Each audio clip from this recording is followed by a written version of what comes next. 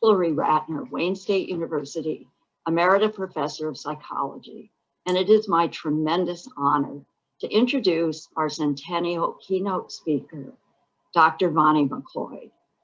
I first met Dr. McLeod many years ago when I was a graduate student at the University of Massachusetts, when she joined the faculty as a new assistant professor.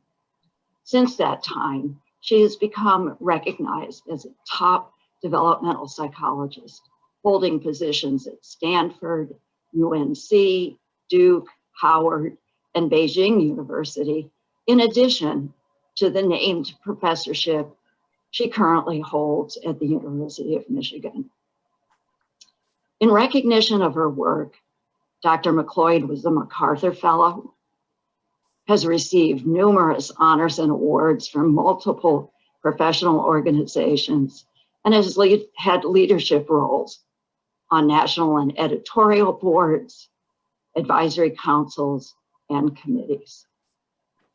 Dr. McLeod's decades of well-funded research draws on family stress models and economic theories to investigate the role of resource investment, adolescent employment, race, social class, and parent psychological well-being in youth development.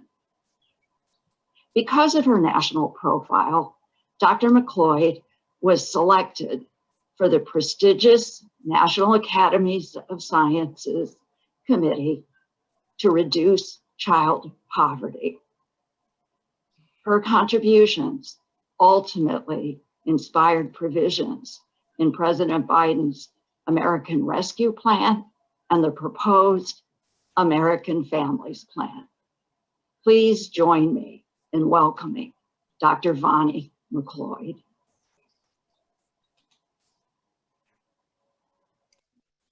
Thank you, Dr. Ratner. I'm gonna try to share my screen, and if it doesn't work, then we have to go to plan B. So let's see, let me try this.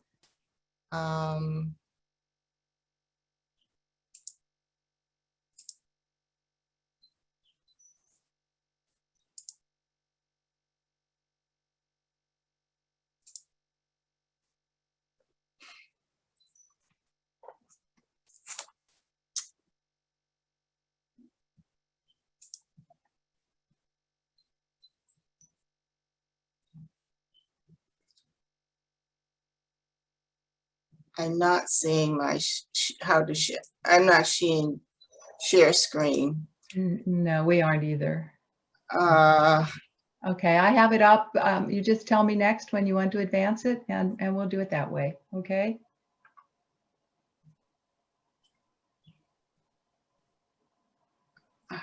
Yeah. Okay. Oh boy. All right. I'm going to take over the share screen then, and. Okay.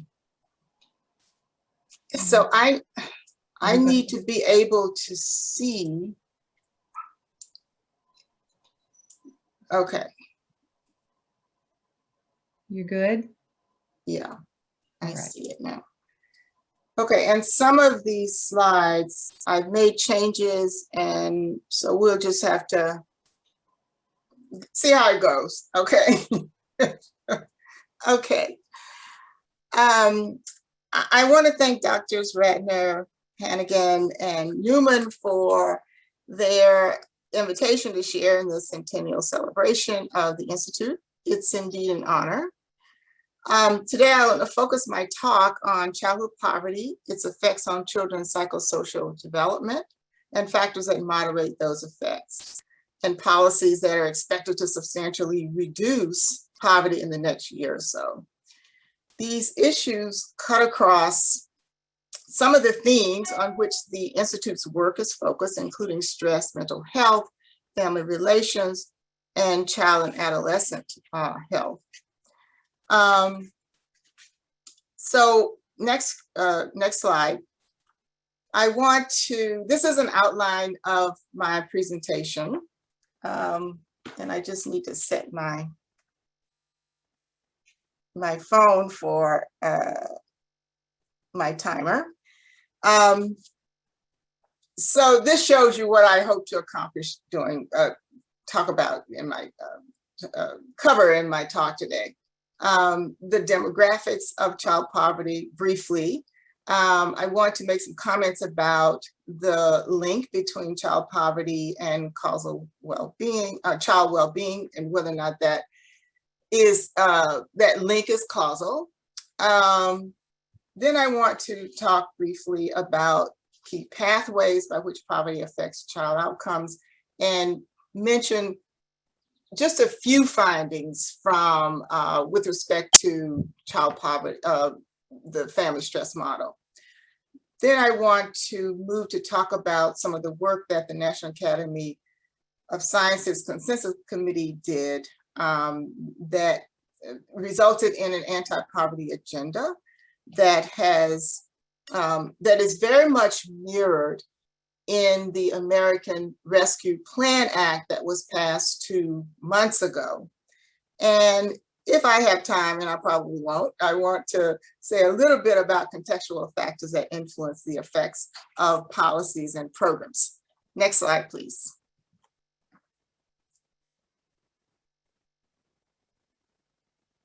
Next slide. Okay.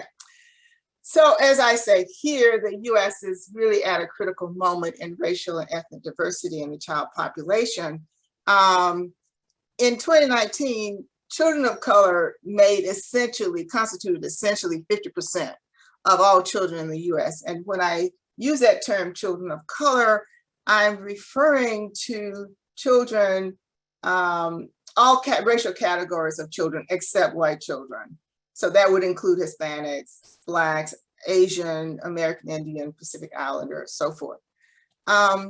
So we are, it's amazing that we are at this moment in terms of racial and ethnic diversity. And that's something that's really important to keep in mind as we talk about children. Next slide.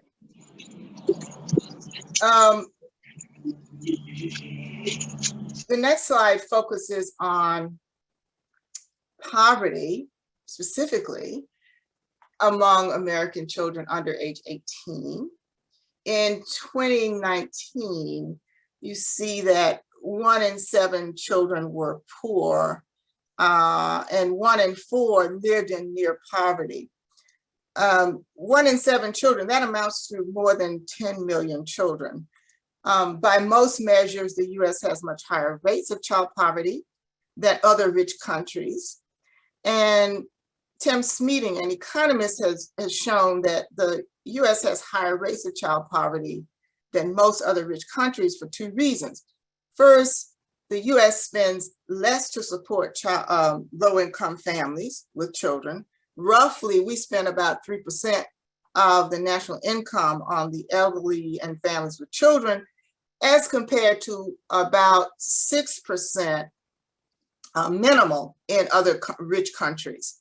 Secondly, the US has the highest proportion of workers in low-wage, poorly paid jobs. Next slide. So this shows the child poverty rate by race and ethnicity. It is of no surprise, I think, to any of us that children of color are more likely than white children to experience poverty, and African-American children, as this slide shows, have the highest rate of child poverty, at least in 2019, that was the case. Next slide, please. And this slide I find absolutely stunning. As I was reading a report recently by the Children's Defense Fund, this was a statistic I just wasn't aware of, that almost 75% of the children in this country that are poor are children of color. Again, really important to keep that in mind when we think about the future going forward. Who are poor children? All right, so now I want to transition to talk about the whole issue of poverty in relation to child outcomes. And I want to mention this report that was done by the National Academy of Sciences, Engineering, and Medicine Consensus Committee. In 2015, Congress directed the National Academy of Sciences to conduct a comprehensive study of child poverty in the US. And as it typically does, the National Academy then appointed a committee to study, to conduct the study. The committee was chaired by Greg Duncan, who's an economist who also studies child development. And it consisted of 15 individuals representing diverse academic disciplines that is shown here. And people were also very different, brought very diverse viewpoints to the table. And they also had a different professional background. Some were in academia, but others were in child welfare, and others were in the private sector.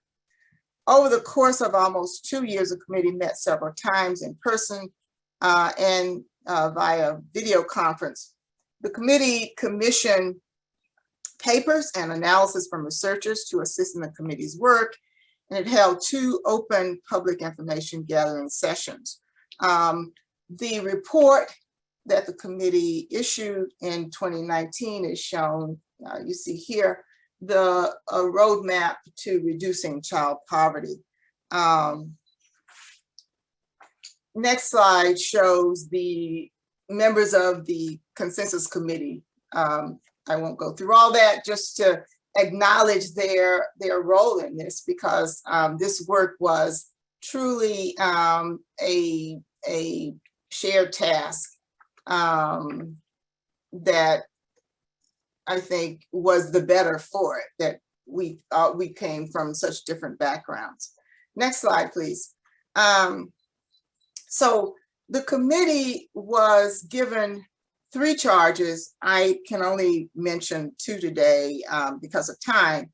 The first task was to review the research on the linkages between child poverty and child well-being. The committee approached this task with the issue of correlation versus causal distinction in mind. There is an absolute multitude of studies reporting significant associations between poverty and poor outcomes among children. Outcomes like low birth weight, mental health problems, low educational attainment, higher rates of delinquency, etc. But poverty is associated with a cluster of other disadvantages that may have adverse consequences for children, like low levels of parental education, living in a single parent household.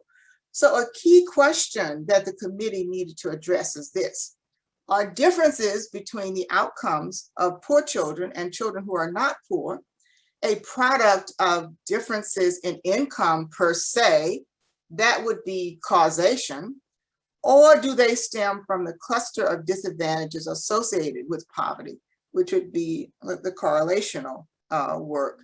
In short, does poverty itself harm children?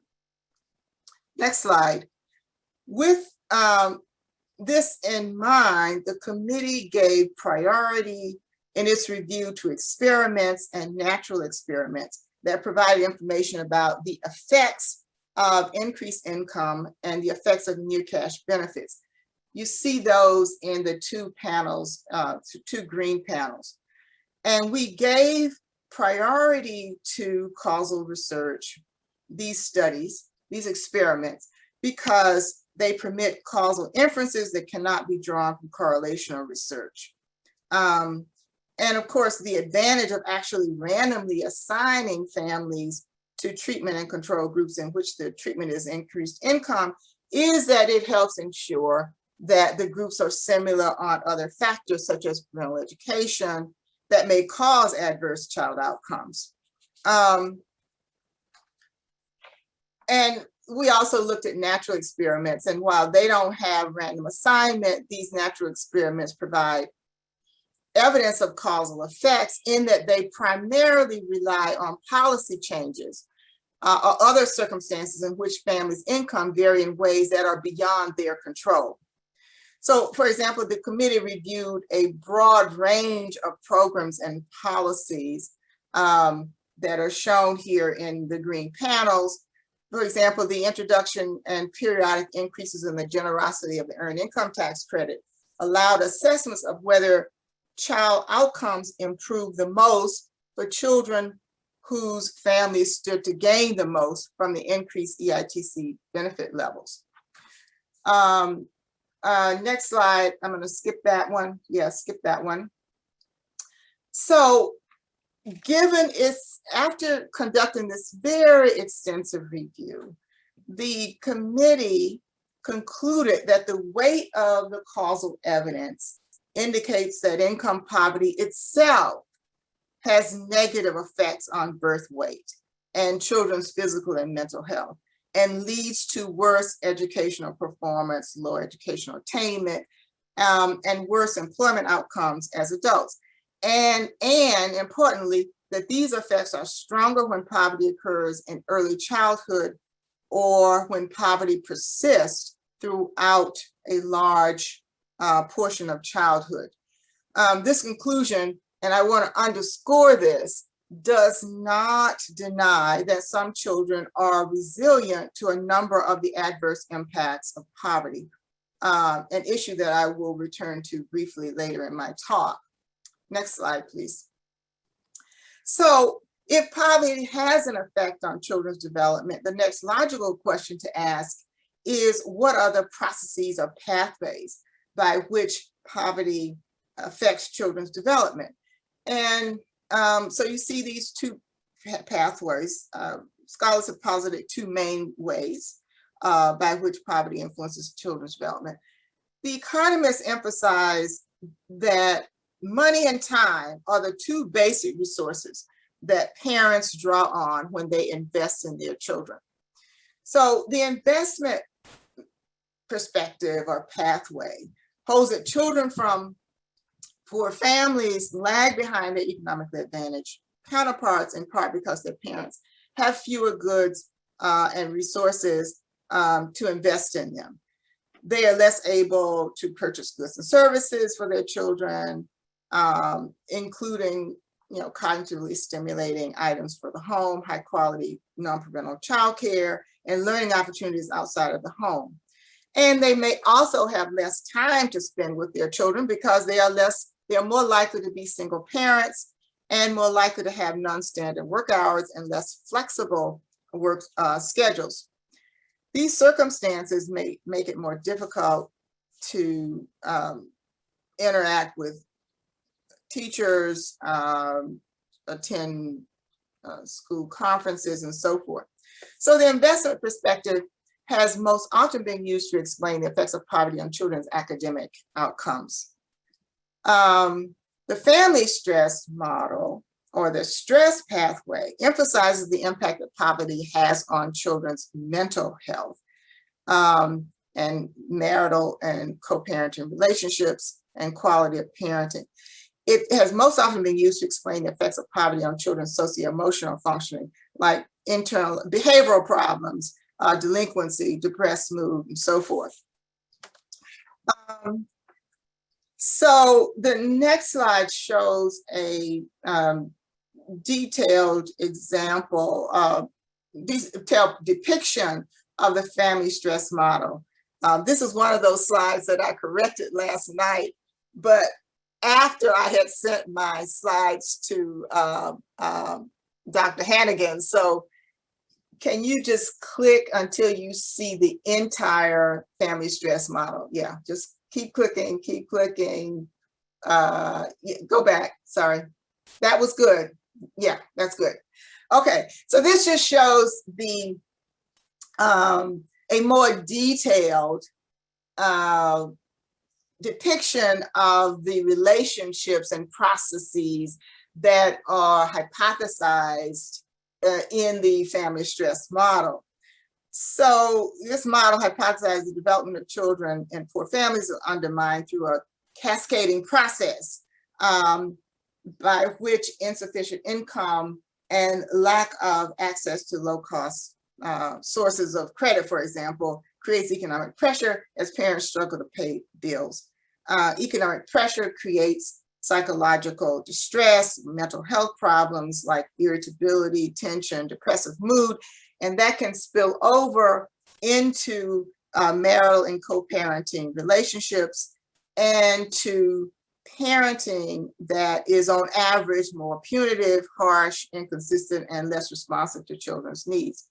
And that in turn is thought to contribute to socio-emotional difficulties. So in short, you know, the idea is that the daily hassles of making ends meet can take a toll on parents' mental health, and that has implications for relationships, interparental relationships, and relationships with the child, parenting, and child outcomes. This model has been tested with many different samples with diverse cultural backgrounds, families of different families that differ in family structure, urban and rural families, and populations outside the United States. So I can just say that, you know, there's quite a bit of support for the family stress model. But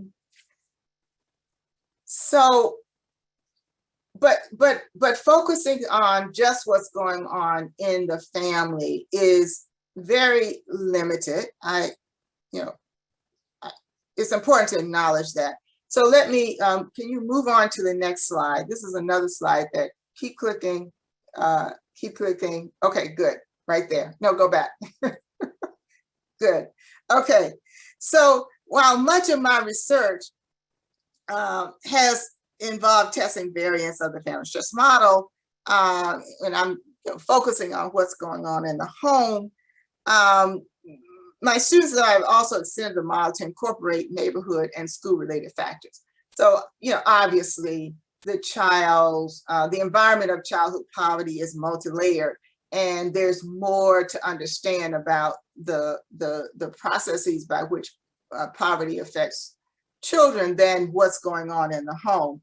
So I fully agree with a point that has been made most strongly, I would say, by Gary Evans at Cornell, who suggests that the focus on the home environment and psychosocial processes and our efforts to understand why income matters in children's development is limited. You know, he points out, and he's absolutely right about this, is something that is really important, that psychologists have largely ignored the physical setting that poor children inhabit, despite the fact that poor children face an absolutely daunting array of suboptimal physical conditions, including things like proximity to toxic waste dumps, elevated levels of exposure to lead, pesticides, pollution, radon, and so forth, that undoubtedly affect their development.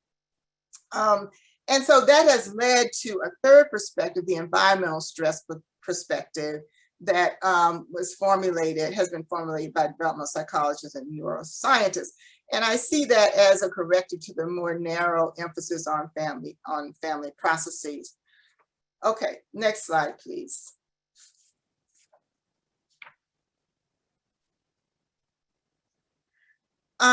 This shows just an example of a recent test of the family stress model that a student and that I work with and her advisors published recently. It's notable because it is based on a longitudinal sample in which children were followed from birth to age 9. So this study includes, has measures that follow children across these 9 years of life. It's a longitudinal design that has lag measures, and it goes beyond income to include maternal education, maternal age, and family structure as markers of socioeconomic disadvantage. And I won't go through all the linkages that we documented in this study, but I will just say that use this more rigorous test of the family stress model, because it uses lag measures and because it's longitudinal, despite the rigorous testing of the model, we see considerable support for the model. Next slide, please. Keep clicking, keep clicking, keep clicking. Okay, that's good, right there. So there have been extensions of the family stress model. What I'm showing here in purple represents some of those extensions. So we have added neighborhood problems and housing problems as an outcome of economic disadvantage and as a factor that contributes to psychological distress in parents. So that's one extension of the model. My students and I have done some of that work.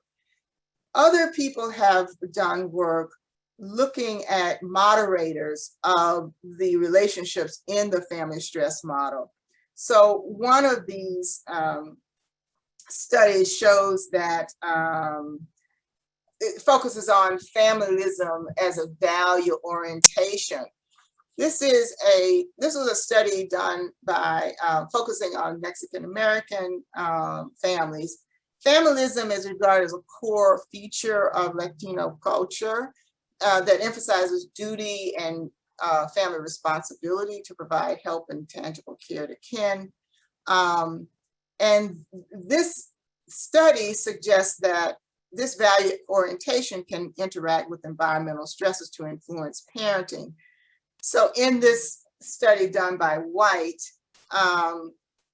the effects of economic pressure on maternal warmth was lessened among mothers with high levels of familism.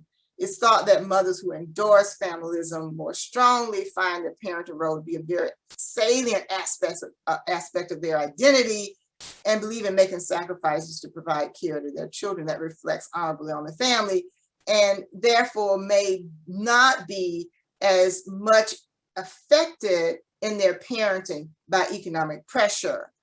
In another study done by Krishna Kumar, they find that neighborhood support or neighborhood collective efficacy help to reduce the association between harsh parenting and children's behavioral problems. So neighborhood collective efficacy, I mean, that's a fancy word for things like when people say, people watch out for each other in this neighborhood, people in this neighborhood help each other out, or I can count on people in this neighborhood if my child were outside playing and got hurt or scared. So there is evidence that children are less negatively affected by harsh parenting if they live in a neighborhood where there's high levels of collective efficacy. Okay, so those are just some examples of moderations in the family stress model. And this is another moderation that we found that, and essentially it says, we found evidence that the positive influences of social support on parenting are reduced in poor, high crime neighborhoods. So, you know, there's a lot of evidence that mothers with high levels of social and instrumental support tend to be more nurturing and consistent in their parenting, thus likely to use punitive disciplinary strategies, etc. But what we found in this study, Rosie Saballo and I, that relationship is weakened when parents live in poor, less safe neighborhoods. And our findings,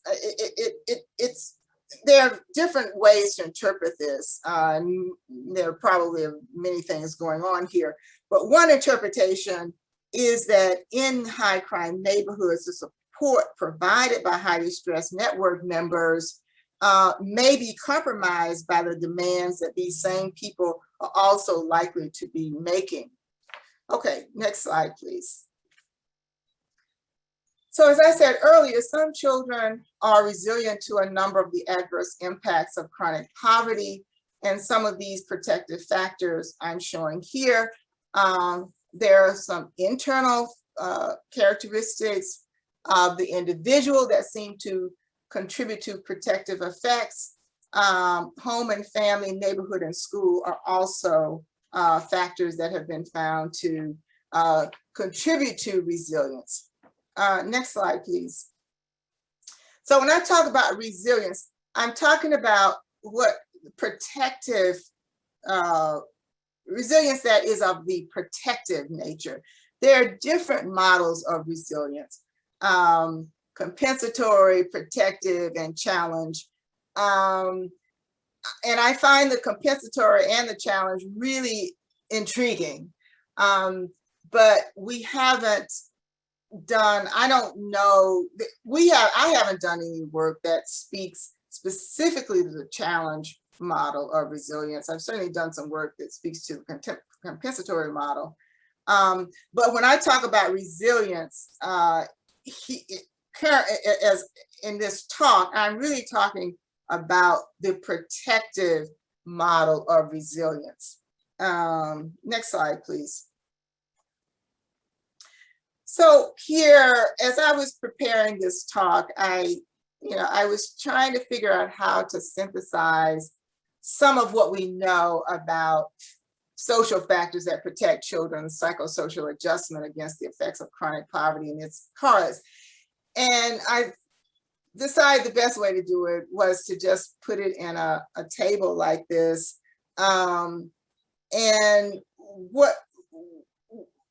So this shows some of the key forms, key protective factors in the research literature that seem to protect children's psychosocial adjustment against the effects of chronic poverty and its correlates. And positive parenting is one. And of course, positive parenting, is a very broad concept, and people have measured in lots of ways, but it tends to include things like examples of the ways in which people are defining high levels of support, high levels of monitoring, low levels of harsh discipline, having a reasonable level of structure and rules, warmth and closeness, and so forth. Another protective factor is school connectedness. And that's children's sense of connectedness to their teachers and to other children in the school, children who have a strong bond, psychological bond with the school. That has been found to protect children against the negative effects of parental emotional neglect, low neighborhood cohesion, and low psychosocial competence. So I won't go through all of these, but you can see from this the potential importance of school, adult organized extracurricular activities, which are often school-based, the importance of positive role models, and so forth. Okay, next slide.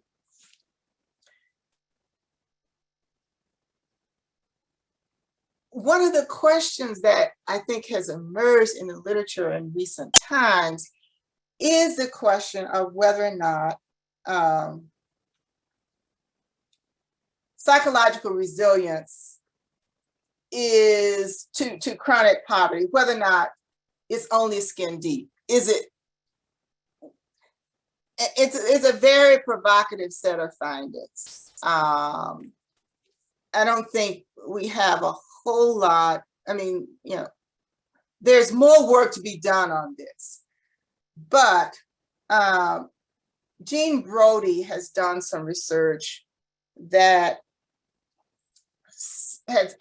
finds that African-American rural adolescents who develop high levels of psychosocial competence while growing up under conditions of high cumulative disadvantage have higher allostatic load during young adulthood. And why are we concerned about high allostatic load? Well, because it is consistently associated with poor health outcomes over time. And it's thought that it potentially plays a pivotal role in the development of chronic diseases and health disparities. So there may be some hidden compromising effects of resilience at the physiological level. So we might see youth who are making it, who are beating the odds by achieving high levels of academic performance, educational attainment, who have high levels of self-regulation and so forth. But Brody's work suggests that there may be a hidden cost to this. I think I'll just leave it there. It's a very provocative set of findings. And we don't know, I mean, this concept, these findings are are actually consistent with work that's been found in with adults. This John Henryism is the sort of moniker that it has come to be known as. People who have high determination to achieve goals, they have great mental, physical tenacity, and who, that combined with coping with high levels of stress that are often unavoidable or uncontrollable, there's evidence that when you have that combination and low income, chronic poverty, that is predictive of higher blood pressure and higher risk of hypertension. And that's very consistent with what Brody finds in this very provocative set of findings, study. Okay, so the resilience literature focuses on experiences in the home, neighborhood, and school context that help children living in poverty to essentially beat the odds. And while these protective experiences are important, I don't think they fundamentally change the odds. And so I'm just wanting, I just think that America has to change the odds, should change the odds. And the focus shouldn't just be on helping children beat the odds, but changing the odds. So many of the causes of poverty and the difficult life circumstances confronting poor families are largely impervious to child and family interventions. That includes things like historic and contemporary racism in the labor market, in lending institutions and in housing, poor quality schools, low wages paid by traditionally female jobs, etc. These structural barriers are inconsistent with America's strong beliefs about equal opportunity and unlimited economic and social mobility. They're also inconsistent, I think, with our steadfast ideological commitment to individual culpability as a primary explanation for poverty. That is, people are poor because of some personal inadequacies, personal failings. I think I should move on and not belabor that point. I decided I would talk about this social genome study that what's her name did. Can't even remember her name. Isabel Sawhill did. This is a study based on the data from the National Longitudinal Study Survey of Youth, which followed children born primarily in the 1980s and 1990s. The goal of this study was to better understand who succeeds and why. And now, one might not agree with their measure of success, but they defined it as achieving family income at 300% of the poverty level as an adult. Okay, that was their ultimate definition of success. So the study divides the life cycle into 6 stages and specifies a set of outcomes for each life stage that are predictive, according to the research literature, of later outcomes and eventual economic success. So I show here the stages and the indicators of success for each life stage. Again, you may not agree with the benchmarks of success that they use, but here's what they found. The study is really an example, I think. We have lots of examples, but this one somehow is very compelling to me. It provides evidence of cumulative advantage and disadvantage across a life cycle. And what they find is that children born advantaged, that is, children who were born to mothers who were married, who were not poor, and the children were at normal birth weight when they were born. The mothers had a high school diploma or greater. So children who were born to women with those characteristics retained a large advantage at the end of the next stage, with the same pattern prevailing in subsequent stages. And this work demonstrates essentially that success begets further success, which speaks to why it's so important to get children off on the right foot from the very beginning, even prior to birth, prenatally. They also found that children from less advantaged families tended to fall behind at every stage. And the third finding that is really interesting, less advantaged children who stayed on track, that is, that met each of these benchmarks at each stage of development, were almost equally likely to be middle class by age 30 or 40 as more advantaged peers. So it was like 75% versus 83%. But note that only 17% of the children in the study met all of those benchmarks. That is, the less advantaged children had much lower chances of meeting each of those benchmarks.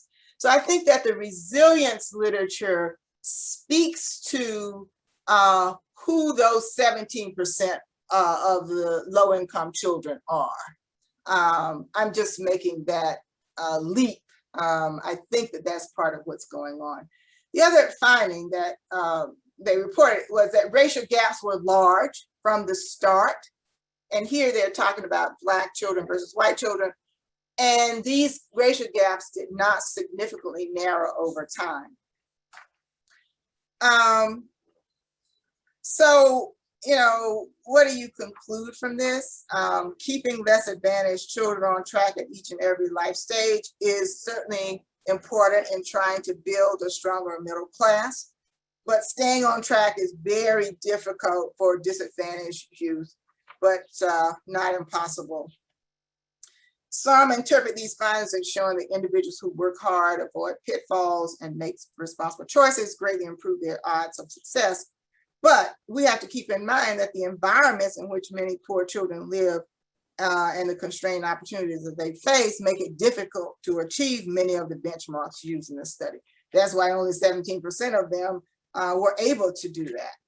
Okay, next slide, please. So essentially, child poverty and its long-term consequences in the United States are serious problems because it compromises the health, learning, and development of children, and it exacts an economic and social cost to the society, to American society, in the form of increases in crime, incarceration, poor health, physical and mental health, homelessness, etc., in addition to reduced productivity. So I want to quickly move to the third task of I'm going to return to the work of the committee, that what it did to how it approached the task of providing program and policy options for reducing child poverty in the US by half within 10 years. That was our task.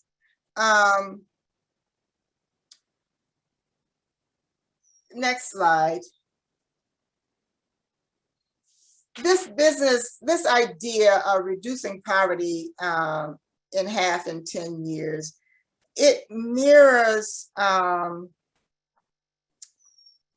efforts that have been made in other countries, in particular the UK and Canada. So between 2001 and 2008, the UK cut its child poverty rate in half through a mix of work-based programs and a universal child allowance. Canada decided that it wanted to follow in Britain's footsteps, and they implemented a child allowance for low-income families in 2006, and that country is on course to cut child poverty in half by 2030. So this goal of cutting child poverty in half in the US by half in 10 years mirrors the aims of anti-poverty initiatives that have been taken undertaken in other countries. Okay, next slide. So I'm going to zip through the work that the committee did to come up with this policy agenda. The committee developed 20 individual policy and program options, and from that, 4 policy and program packages. Keep in mind that because the task of the committee was to come up with program and policy options for reducing poverty in the next 10 years, that 10-year window dictated by the charge meant that we could only focus on policies and programs that could affect the economic well-being of poor children and their parents in the near term, within 10 years. So therefore, we could not include programs that might affect poverty in the long run or in the next generation, like early childhood education, child development savings accounts, home visiting programs. We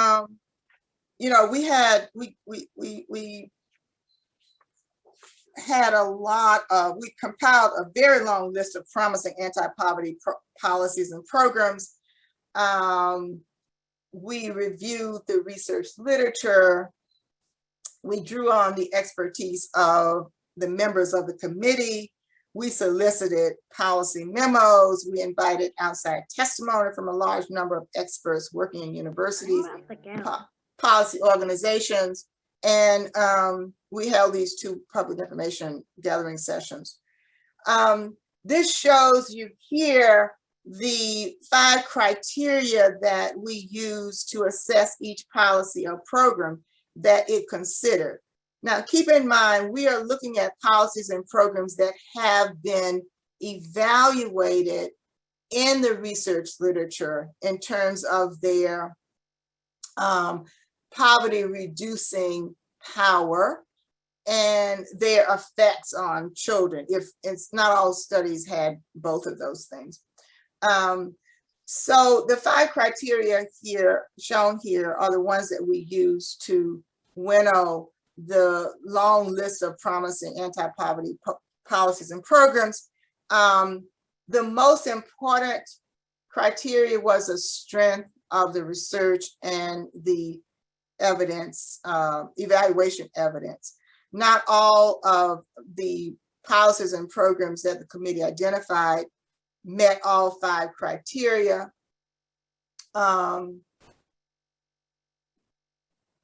Some were stronger on some criteria and weaker on others. But the strength of the research and evaluation evidence was the most important criteria.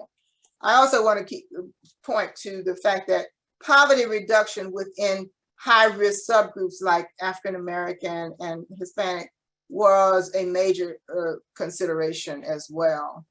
Okay, next slide, please. How did we set benefit levels? We took suggestions from outside experts, but we wanted to avoid benefit levels that were so high that they exceeded the ranges that had been examined in research, because if we did that, the estimates of poverty reduction, the estimates of how a policy would affect employment, and the costs of the policy could be highly unreliable. We also looked at expected budgetary costs. All right, next slide. This just shows you the summary of the simulated programs and policies. Some were tied exclusively to work. Some were tied to, expanding or modifying existing safety net programs, like expanding the SNAP, the Supplemental Nutrition program that used to be called food stamps. Some involved modifications to existing provisions related to immigrants, and some were policies that have been used in other countries, like replacing the child tax credit with a universal child allowance and introducing a child support assurance program. Okay, next slide. So the committee's goal of reducing child poverty by half would require a 6.5 percentage point drop from 13% poverty rate to 6.5%. No single program or policy option met the 50% reduction goal. Consequently, the committee simulated packages or policies of programs. I won't go into simulation and what that's all about. I learned a lot being on this committee, but a simulation is making a set of assumptions and seeing what happens with these outcomes that we're looking at, poverty reduction in particular, and how it affects parental employment. So you're making a set of assumptions, and then you see how those assumptions play out and what they produce in terms of outcomes. Okay, next slide. So we ended up, because no single policy option met the 50% child poverty reduction goal, we had to go to the idea of packages. There are some advantages of packages of programs. Packages make it possible to address poverty reduction and work incentive goals by combining programs and policies that emphasize each goal. So, it wasn't that we were just focused on poverty reduction. we also had to consider the extent to which a policy, what was the effect of the policy on parental work? Was it a disincentive or an incentive for parents to work as a result of this policy? And packages may be better than single programs in responding to the multiple needs and situations of poor families. Next slide. This shows you the estimates for the 4 policy reduction packages. The work-oriented package, which is at the bottom of the screen, turned out to be the weakest option in reducing child poverty. It reduced child poverty by only about 19%. At the bottom of this chart, you can see. Although estimates indicated that it would definitely increase work and earnings. Only the top 2 packages were the only 2 that met the 50% goal. The cost of these policies and programs are substantial. So $90 billion per year for the means tested support and work package, and 109 billion for the universal supports and work packages. So you can see, and it's not surprising, the packages that were more effective in reducing child poverty also cost the most. But the cost of the packages that reduce poverty below above 50%, or 50% or more, they're substantial, but they're small when you compare that to the aggregate cost of child poverty to the nation, which are estimated to range from between 800 billion and 1 trillion per year.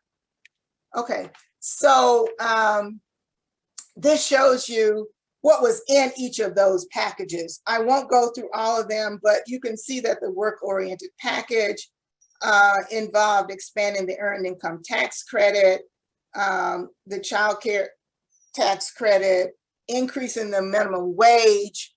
We propose increasing the minimum wage to $10.25 compared to what it is currently of $7.25, something like that. Okay, so that just shows you what was in each of the packages. Okay. So what we learned from these packages, that individual policy and program changes are insufficient for the 50% poverty reduction, and that bundling work-oriented and income support programs can reduce poverty and increase employment. Very important, because Americans definitely value work. Okay. Next slide, please. And I think I'm coming to the end of my time. I'm over. Okay. So these are some contextual factors. Next slide. I won't have time to talk about that. We disseminated this report widely. This just shows you all the things that we did, briefings to congressional staff, presentations before subcommittees and so forth in the House and so forth. Next slide, please. So 2 months ago, President Biden signed into law the American Rescue Plan Act. The new law incorporates numerous policies that will benefit the poorest Americans. And as represented in this slide, I think there is a confluence of factors that created a path to this anti-poverty legislation. And I think that the National Academy of Sciences report was one of them. The anti-poverty policies in the new law very much mirror, to varying degrees, the options presented in the report. And the provisions in the law are projected to lift nearly 5 million children out of poverty and to reduce the child poverty rate from 13.5% to 5.7% in 2021. You know, this bill, this law has been described as historic because it delivers more immediate cash assistance to families at the bottom of the income scale than in any federal legislation since at least the New Deal in the 1930s. It's also seen as transformational because to some extent, it blurs the line between the poor and the middle class, treating them less as distinct groups with separate problems than as overlapping and shifting populations of people who are struggling with economic insecurity, even before the pandemic. Let me just say one last thing. The centerpiece of the anti-poverty provision is the expansion of the child tax credit, which essentially is a universal child allowance, something that we have not had before. This is the most effective policy of poverty reducing element of the law. So the child, it's the most controversial, but it's also the most, it's the most impactful, but it's also the most controversial and vulnerable to being disbanded, because families are receiving this cash allowance because the child allowance is in place for only 1 year. Extending the child allowance beyond this year to making it a permanent part of the social safety net will require new legislation. Okay, next slide. I think that's the end of my talk, but this is a slide that I made last night about the view of the future. I feel hopeful. We've got this largest anti-poverty effort in a generation. The child allowance is unprecedented. Another reason for hope is that the House Judiciary, there's growing recognition of the existence of institutionalized racism. I think that's a big step. And the House Judiciary Committee recently voted to establish a commission to consider slavery reparations to African Americans. I think that's progress. It's been bandied about for decades, and it's people are beginning to take it seriously. I can say more about that later. Things that make me pessimistic is that this anti-poverty effort may not be sustained. That is, the child allowance may go by the wayside, next year. I'm also pessimistic because of the rising income inequality that is increasing the difficulty for low-income youth to find a path to the middle class. I'm very concerned about the increase in white supremacy and white nationalism. I'm very concerned about voter suppression. All of these things are really related to policy implementation and policy formulation and policy implementation as it relates to poor children. So I'm going to stop there. I'm out of time. So thank you very much. Well, thank you very much, Dr. McLeod. That was an outstanding talk, and everybody's applauding. We do have time. We got a little late start. We did run a little long, but we do have time for a couple of questions. And you ended with the policy issues. And so Doug Barnett is asking, what were the major outcomes of prior policy changes? And he mentioned the welfare reforms of the 90s, but it occurs to me there was Johnson's war on poverty that started in '64. Yeah. How successful were those? Well, actually, the United States, those efforts were actually quite effective in reducing child poverty. For sometimes there was this idea that the Great Society was a big bust, but if you look at the data, and I don't have the figures right in front of me, but the United States has in fact been very successful in reducing child poverty in the past. So we know that it can be done. So that speaks to the the prospects for the current American Rescue Act then, Yes. that it can also have an impact as well. You mentioned the importance of changing the odds, and Dr. Ratner wants to know what you think are the most important actions that child advocates and citizens might take to change those odds. Well, I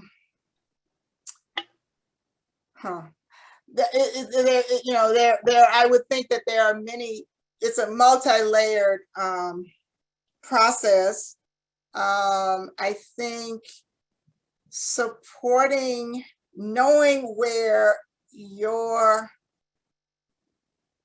senator, your congressman, what their positions are on issues that affect low income and poor children and working poor families is really important. Voting with your feet and letting people know, the policymakers, registering your support for anti-poverty policies. And as I said, voting with your feet. And yeah, so, I think that there are multiple things that people can do to make a difference in that. But I think, and saying this, it is not intended to negate the importance of these individual level efforts in helping low-income youth. Well, let me add then that, if I can, in the interest of time, is to modify a question from Danny Mulligan, who's asking about obligations for graduate training in terms of policy awareness. I'll just say that seems that something that would be important and certainly fits within the mission of institutions like the Merrill Palmer Skillman Institute, is to give people the resources and the wherewithal in order to have an impact. I'm sorry, just ran out of time for other questions, and I really appreciate the contributions. But I think I'd like to move on at this point so we can to respect people's time and to move on to the next level. And again, appreciation and thank you again for all that you put into that talk, as well as the work that you did with the government in generating that report for the National Science Foundation. Thank you. Before I send you off on a quick break, I wanted to. Yes. Here we go. I just wanted to again thank you all again, for being here and helping us to participate. But I wanted to invite you, as Dr. Ciani mentioned early on, to a marvelous museum exhibit on the history of the Merrill Palmer School. And the exhibit puts the founding and the pursuit of its mission into a context of all these complex and dynamic cultural, social, and political forces at play that Dr. McLeod elaborated so eloquently. The exhibit is now installed at the Reuther Archives and Library that Dr. Ciani talked about, and we anticipate it will open in the fall. But as a special treat, we wanted to share with you a preview of the entire exhibit in the next minute. And so we're very pleased. And so here you go. All right. Okay. So that's it. Now you've seen the whole thing. Isn't it fascinating? And I sure hope it's piqued your interest and that you will watch the Merrill Palmer website and announcements for this exciting exhibit when it opens soon. So we'll take a hard break now. We'll continue. It's what is it? It's 10:30. Let's take try to make this shorter. We'll come back at 10:35. All right, 5-minute break. So see you shortly. Okay.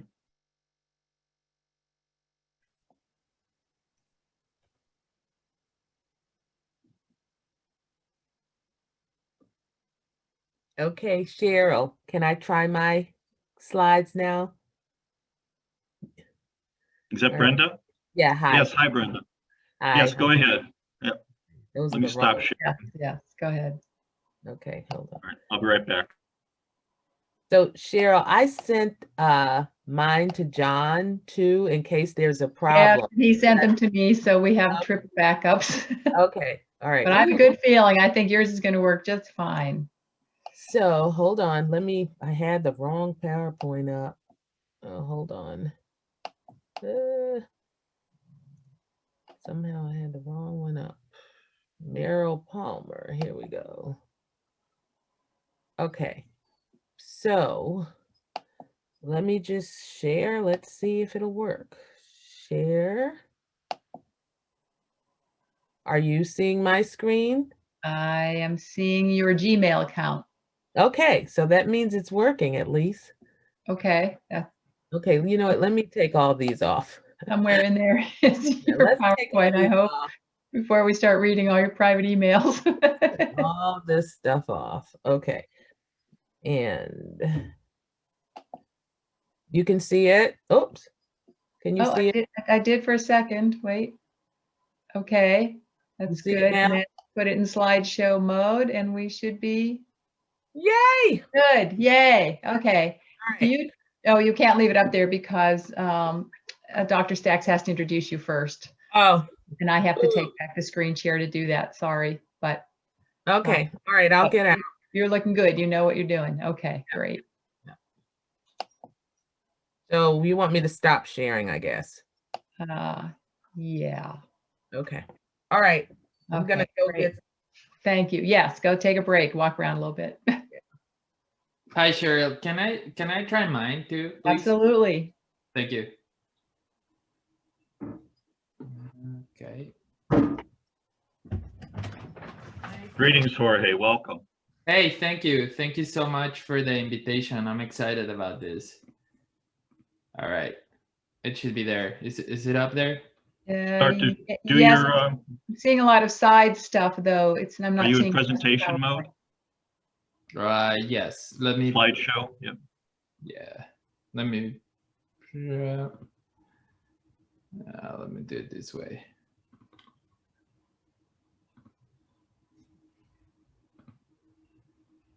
Is that That's better? better. That looks Yep. great. All right. Great. Thank you. Good. Very good. All right. Yay. See you soon, and we'll watch, well, you might check the chat every so often. I'll be giving reminders on time. Okay. Perfect. Thank you. Okay.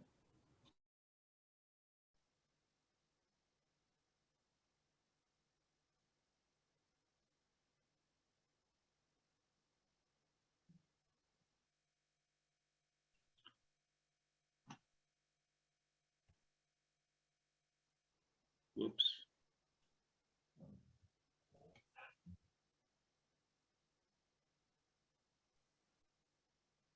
What is going on? John, do you want me to put the Pewabic tile thing in the I've got chat it. box? It's You in have the- it? Yeah. Just watch the time here. Oh, so you'll put that in there, the It's in here Pewabic now. tile URL? Oh, the URL? Yeah, to put in the chat box. There's, Catherine posted the page, a link right on the front page of the Merrill Palmer. We're going to go with that. Okay, great. And you want me to put that link to the Merrill Palmer website on there?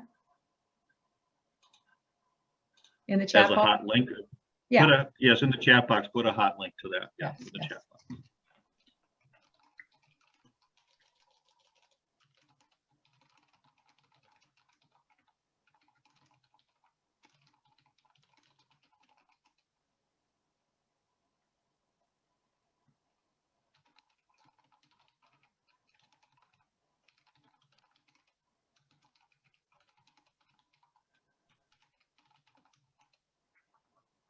Okay. There we go. Okay. Good, that seems to work. Okay, I'm going to duck off for a second. I'll be right back. Okay, I'll wait for you. I need to wait for you. Okay.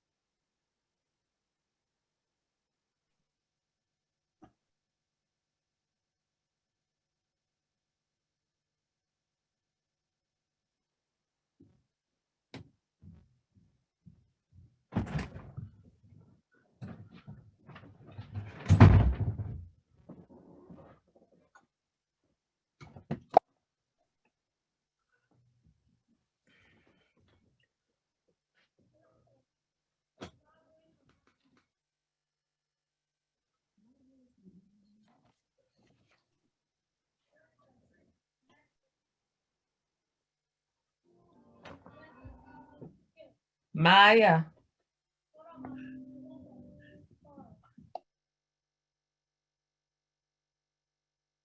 All right. I'm going to bring us back into session here, and just with a note that Pewabic Tile is a very famous Detroit-based potter and ceramics company, and they have designed for us this beautiful commemorative tile, and it's available for you.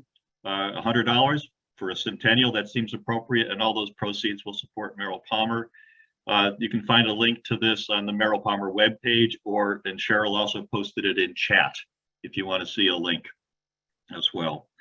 We're going to return now to welcome back to the symposium, and our next speaker is going to be introduced now. So Cheryl.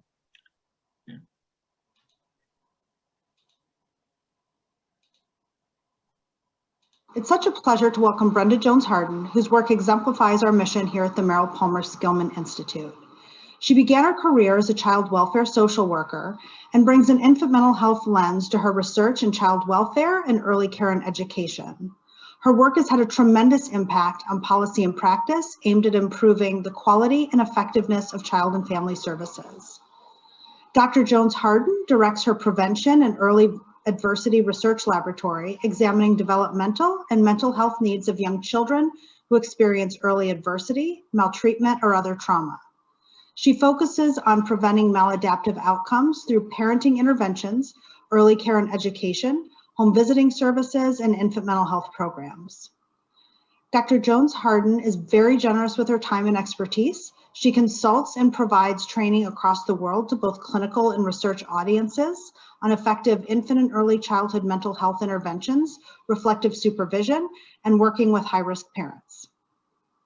She serves on advisory boards for 0 to 3, the Society for Research in Child Development, the National Advisory Committee on Prenatal to 3 Policy, and the Network of Infant Toddler Researchers. Dr. Jones-Harden's talk is titled Using an Early Childhood Mental Health Lens to Serve Young Children in the Child Welfare System. Welcome. Hi, thanks so much, Anne, for introducing me and for all the work that you do. I'm so excited to be here. Thank you, John, for inviting me. I like to tell people that I have a special connection to Detroit because every summer of my childhood, I spent on Hartford Avenue with my great-grandmother going to Hartford Baptist Church.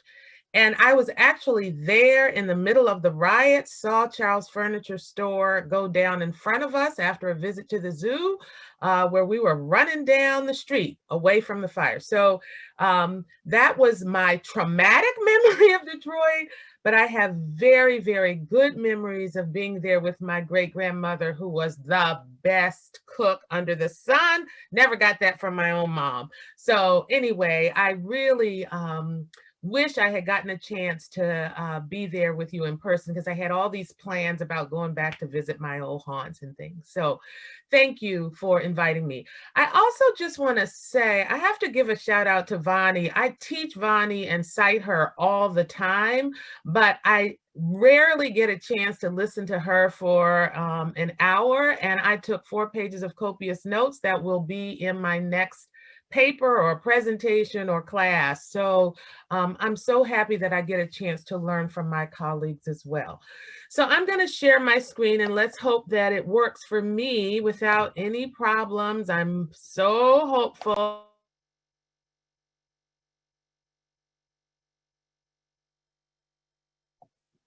Cheryl, are you seeing it?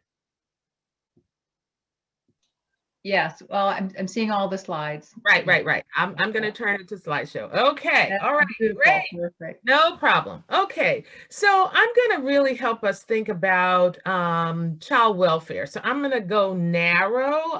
Vani's talking about kids, like she said, 1 in 7 kids in the United States are poor, and about half the kids who are poor of color. So those are broad brushstrokes.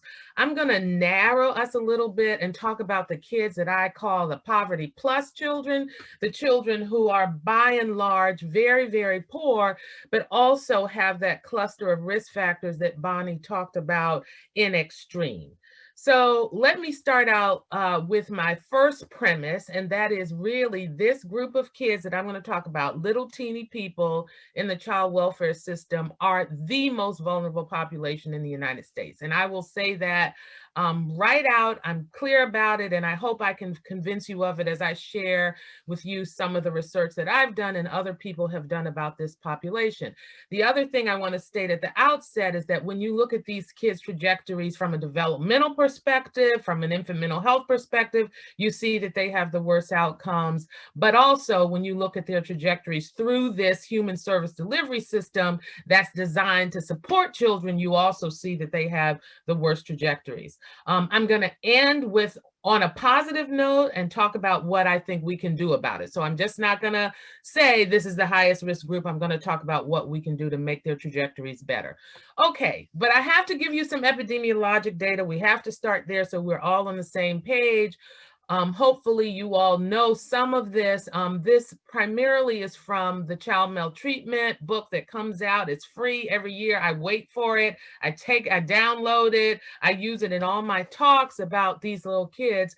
And what we know is that little children under 3 represent about a quarter of the maltreatment victims, and the kids who are 3 to 5, about a fifth. So basically, when we think about those children, those kids who are 5 and under, they really represent the largest proportion of kids who are victimized by maltreatment.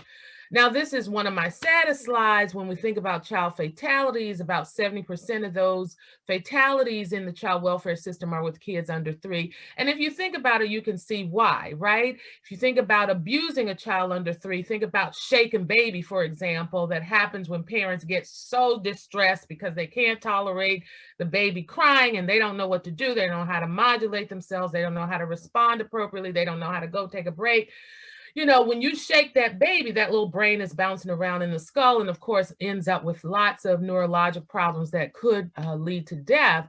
But also it doesn't have to be that kind of severe abuse. It could be neglect, right? If you think about a 9-year-old who's neglected, whose parent doesn't feed them, they can go next door and ask Miss Smith for a peanut butter sandwich, whereas a kid who's under 3 can't really go get help in that way. So we certainly see a lot of fatalities that come from those kind of lack of supervision, lack of responsive care. So I wanted to bring something up, though, that my colleague Fred Wilson talks about a lot, and he's the one who's really pushing the child welfare field from an epidemiologic basis to really think about very young children. So just like very young children are most likely to experience poverty and have pernicious effects of poverty, like Vani said, we know that very young children in the child welfare system are most likely to be victimized and have negative outcomes. One of the things he says is, let's go down. Let's just not say under 5. Let's go under 3. Let's go under 1 year. Let's go to under 3 months. And you see differential kind of rates for these kids. And one of the things he talks about is when you look at kids under 1, they have 3 times the rate of fatalities than kids who are 1.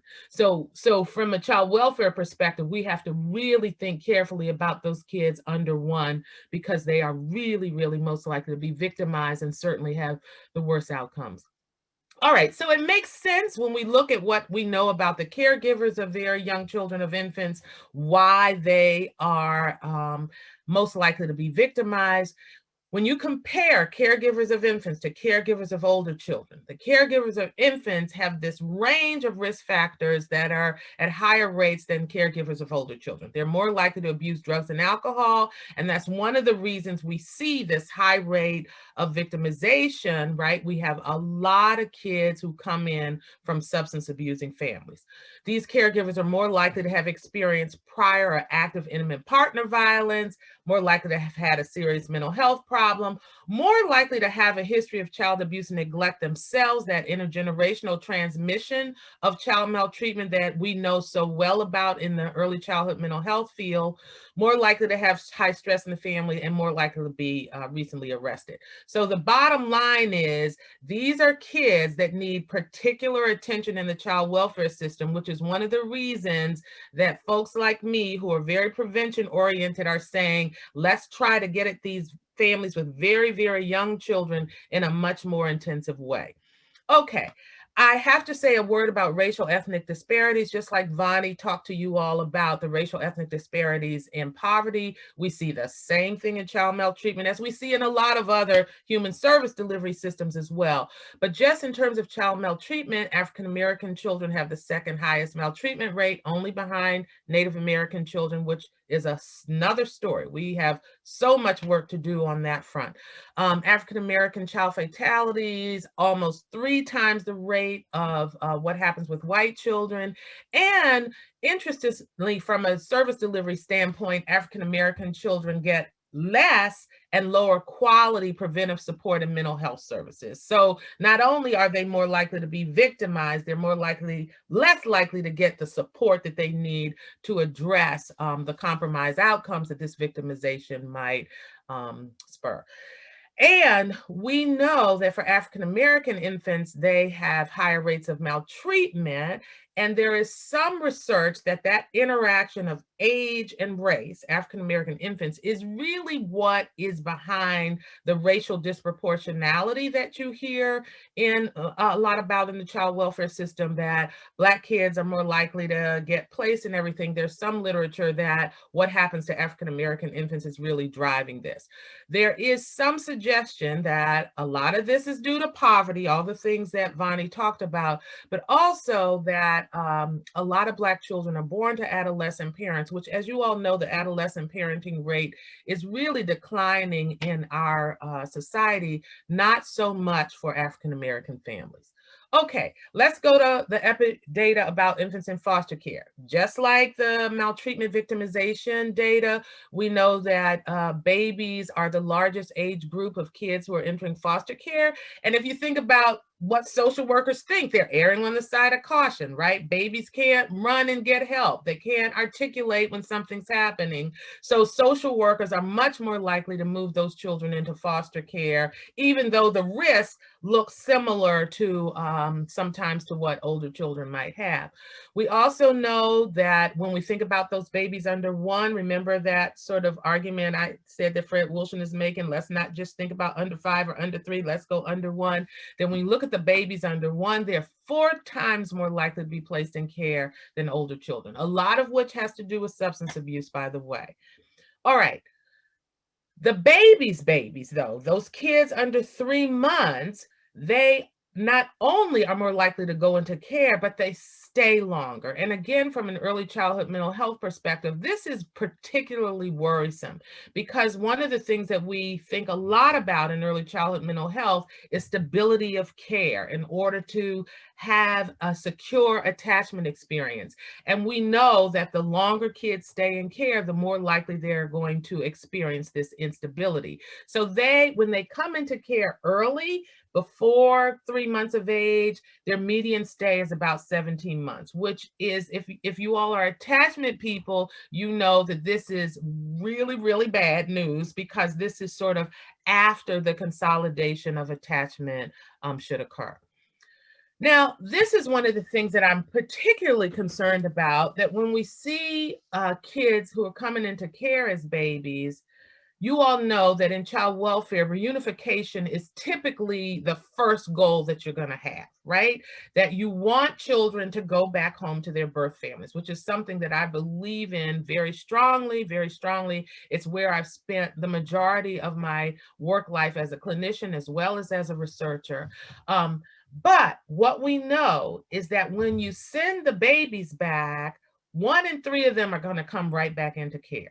So what that suggests to me is that we do not have the kind of safety net for these children when we return them. We don't have them for really for any kids, but particularly for this very young group of children, to help parents deal with the crying and the needs and the, you know, whining and the acting out and all that kind of stuff of very, very young children, to enable them to keep them and not have to have these children cycling back into care. That said, I will say that what we're doing more and more now, which is not what was happening when I first started my career as a child welfare worker, we're sending children home to relatives, which has been a boon to us. And you all know that it happened not because people thought this is a good thing, but because really we didn't have any foster families anymore. We were running out of foster families in the child welfare system. So somebody said, well, let's use all these relatives that have been fighting us for these kids all this time. And we do know that when those children go back home to relatives, they're far less likely to come into care. In fact, it goes down to about 1 in 7 from 1 in 3. All right, just like there are racial ethnic disparities in the victimization side of things, there are in the placement side of things. We know that most of the babies coming into foster care are African-American, that babies, African-American babies, are 5 times as likely as their white or Hispanic counterparts to be placed into care. And again, as I mentioned, we think that the placement of Black babies is what's really driving disproportionality in the child welfare system. Just a quick word about permanency. We know that when the babies are coming into care, if you can get a termination of parental rights early, or if their parents are willing to sign voluntary relinquishments, which, as you all probably know, happens much less than termination of parental rights, those babies are much more likely to be adopted. Because people want, you know, little babies. But the older infants are much more likely to be reunified, which again, think about what this suggests. You're getting a child who probably has an attachment to a foster caregiver, number one. So they're not going to be happy about being reunified. In fact, you know, I've had cases where it's been so painful to see where the baby's crying, reaching out for the foster parent as we're transitioning the child back home. But also you think about toddlerhood. Toddlerhood is not a fun time to get a baby. They can move around, they can do all kinds of unsafe things. They get mad, they say no, they fall out. So it makes it much more challenging in some ways for very vulnerable parents to be able to parent these children. So again, that whole safety net idea of what we need to be doing to help these parents get ready for the reunification is something that I'm really very invested in. And we'll talk about that a little later when I talk about parenting interventions. So let me shift to the science a little bit. And you all you people on this phone, I know, are, you know, baby groupies probably. So some of this you already know, but just to sort of make the statement that one of the reasons we're so concerned about young children is not only that they're more likely to have these kind of adverse environmental experiences, but they're growing and maturing at rates that older children are not, right? So we know that that period from birth to 3, I know many of you have been to 0 to 3 conferences, and we've talked about this ad nauseum, that is the time where the baby's brain is most plastic, right? And what that leads to is great opportunity, but at the same time, it leads to great vulnerability if they don't get the kind of environmental supports that they need. And we know, and this is one of the things that we knew in the early childhood mental health field way before we got all the brain data and beautiful fMRI pictures and things like that, that the baby's development is so dependent on these early relationships and experiences. So, babies don't care about peers really, except to put their finger in somebody's nose or eyes or something like that. They don't really care about the violence in their communities. What they care about is, how am I being responded to by my caregiver? So if the caregiver is being affected by the violence in their community and the neighborhood issues that Vani talked about, then of course it's going to affect that baby's capacity to get the kind of responsive care, the serve and return that Jack Shonkoff talks about, that again, we've talked about in early childhood mental health for decades.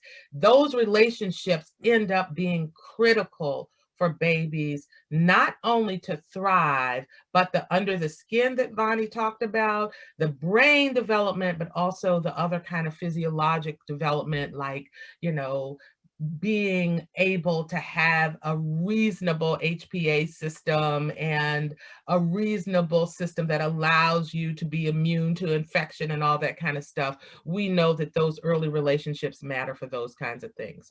So this is one of my favorite slides. It comes out of Charlie Zena's Handbook of Infant Mental Health.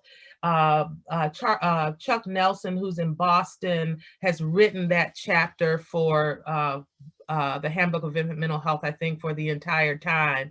And what he argues, among other things, is that not only is it brain growth that's so important in the early years, it's the functioning and connectivity of the brain that makes a big difference. So not only does the brain get bigger and heavier, but it gets more complicated. So you all will remember all the data on synaptic formations and those connections at the end of neurons that end up being very important for infant functioning and later child functioning. And what this particular graph shows is that in terms of synaptic formation, which you all know, we get this overproduction of synapses first, and then you get the pruning that allows the brain to sort of adapt to the current environment and be able to respond to the language, for example, that a baby hears, or the kind of cognitive tasks that the baby's required to do, or even the social emotional tasks that infants are trying to sort of achieve, right? So if you look at sensory, which is the green graph part, you'll see that the peak of synaptic formation and pruning occurs about 1 to 2 months of age, right?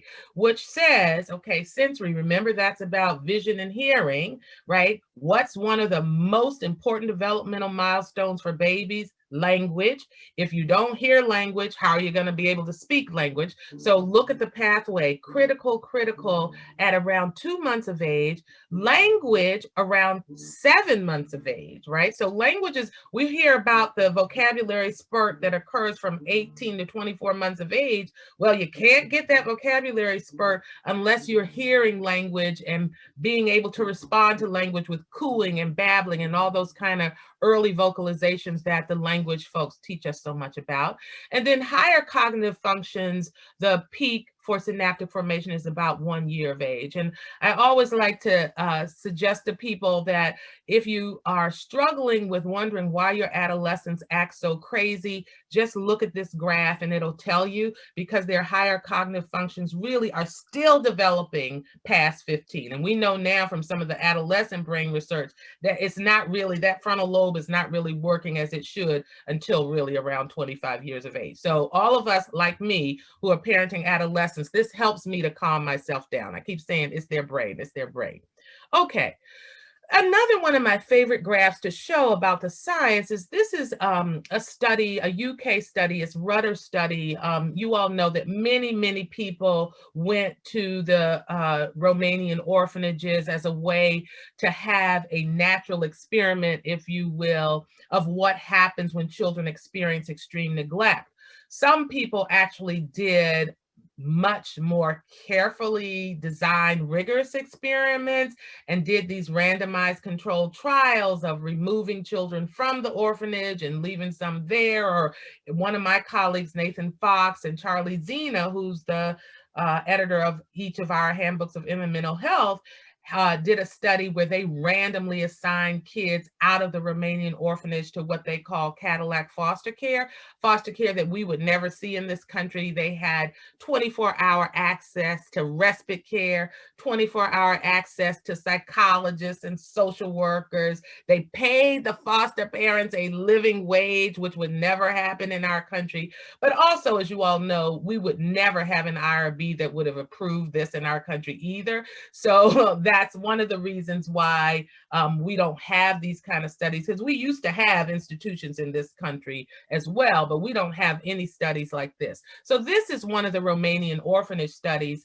And what they showed is if you pull the kids out of the orphanage under 6 months of age, they look just like the babies who are adopted into middle class British homes. No difference in terms of this particular graph is about how the percentage of children who had cognitive impairments. But look what happened when you took them out between 6 and 24 months of age. You see a much higher rate of cognitive impairment. But then look at the kids who came out after 24 months of age, after 2. Almost a third of them were showing some level of cognitive impairment. So what does this kind of graph tell us? That we have sensitive periods in our development. And so that's different from a critical period, right? A critical period is the time in which if you don't get a certain set of experiences, you will never gain a particular milestone or achieve a particular milestone or a particular developmental process. A sensitive period is the optimal time for you to be able to achieve that kind of milestone. So that means that that's the time in which you need certain kinds of experiences. And what this graph suggests to us is that when children are experiencing chronic extreme neglect, which we can think about institutional, right? Institutionalization means you're experiencing chronic neglect, that if you don't get out of that place really early, that situation where you're experiencing this kind of neglectful care, you are much more likely to have adverse outcomes, which is why, again, one of the things that those of us who are arguing for a developmental approach to the child welfare system service delivery, we are arguing not just that these children have an epidemiologic trajectory that's different from older children, that when we bring in the science of early childhood development and early childhood mental health, we know that this is a period where if we don't do something, children will have really, really adverse outcomes. All right. I just am going to go through this really quickly. I was so happy to find this little graph. A colleague of mine shared it with me, where they say to us, let's not just look at ACEs that comes from family experiences, kind of what Vonnie was talking about earlier, but let's think about the structural things that lead to these ACEs. So this very clever duo, Ellis and Dietz, talked about the pair of ACEs, not only the ACEs that all of us think about, but the adverse community environments that give root to these experiences of ACEs in homes. And I also wanted to bring up Jack Shonkoff's work. I'm sure, again, many of you have seen this, but it really does help frame for me how I like to think about practice in child welfare. And that is that if you think about children who are experiencing toxic stress, who is Jack Shonkoff and the rest of them talking about? They're talking about kids in the child welfare system, right? Because what's their definition of toxic stress? Children who are experiencing all these negative environmental experiences. It could be family, maternal depression. It could be in the childcare environment, poor quality childcare. It could be in the neighborhood environment, violence and poverty and lack of grocery stores and all the toxic kind of things that Vonnie addressed in her presentation, right? So you're getting chronic high impact of these kind of environmental stressors. But in the context, if you look on the left-hand side, of low support and responsivity. So what Jack Shonkoff is arguing is that yes, these stressors are horrible, but for young children, if you have somebody who's responding to your cries, who's giving you a bottle when you need it, who is helping you to find some joy in your little moment to moment life, right? That children's, the consequences, the sequelae for children of experiencing these stressors will be much less. So this is important for us because he would argue that our child welfare kids are all in that hot pink section of this depiction, right? That they are the kids who are experiencing toxic stress. But the hope he gives us is that if we give them stable, supportive relationships, which I argue we know how to do, and I'm arguing that it does not just mean that we place them in foster care or place them for adoption, that we can potentially alter the adverse developmental trajectories that we know so much about. Just a quick brain picture. And this actually, I picked this one because it comes from a researcher at Wayne State, by the way. So this one is looking at the temporal lobes, which you all know are right behind the frontal lobes. You know, the frontal lobes are your executive functioning, higher order cognitive thinking lobes, but the temporal lobes are right there because it allows you to do language processing. And of course, that's all related to thinking, etc. And this is a PET scan. So if you notice on the left part of the brain, this is a brain that is showing high levels of metabolism. That brain is using glucose, expending energy to solve a problem. And if you look at the brain on the right side of your screen, it's the brain of a neglected child where you see far less glucose metabolism, far less energy being expended to deal with whatever kind of environmental task that the child has to have. So what that suggests, I think about, you know, how I started that infancy and toddlerhood is a time of opportunity, but it's also a time of vulnerability. It's a sensitive period for many, many, many developmental processes. If children are not given an environment where they're responded to linguistically, socially, emotionally, all those kinds of ways, they are not going to have a brain that functions at its best. Right? So that's why when we get them in Head Start and they can't do their ABCs, heaven help us all, the ABCs in, you know, preschool, I don't even want to talk about, I won't go there. And the 1, 2, 3s and all that kind of stuff, we wonder why they can't get them. Well, let's look at the trauma they've experienced in early childhood and the behavioral problems. One of the things that in early childhood mental health, we always say when we do consultation with teachers is, don't ask what they're doing, ask why they're doing what they're doing. And I would bet you, and I say this to teachers all the time, that your kids you're complaining about who are, you know, fighting other kids and throwing desks and throwing blocks, heaven help us. I've seen kids hit a kid upside the head, hit the teacher, you know, ask the question, what's the trauma these children experience? And should we be addressing that instead of just addressing kind of giving them a punitive response to what they're exhibiting in the classroom. Okay, and just finally, I want to talk about Jack's biodevelopmental framework that really leads us to think about the outcomes that children experience in the child welfare system. So, right, he's arguing that you're getting all these sources of toxic stress. What comes from poverty, what comes from racism, what comes from trauma, and not just exposure to trauma writ large, but direct victimization in the form of maltreatment.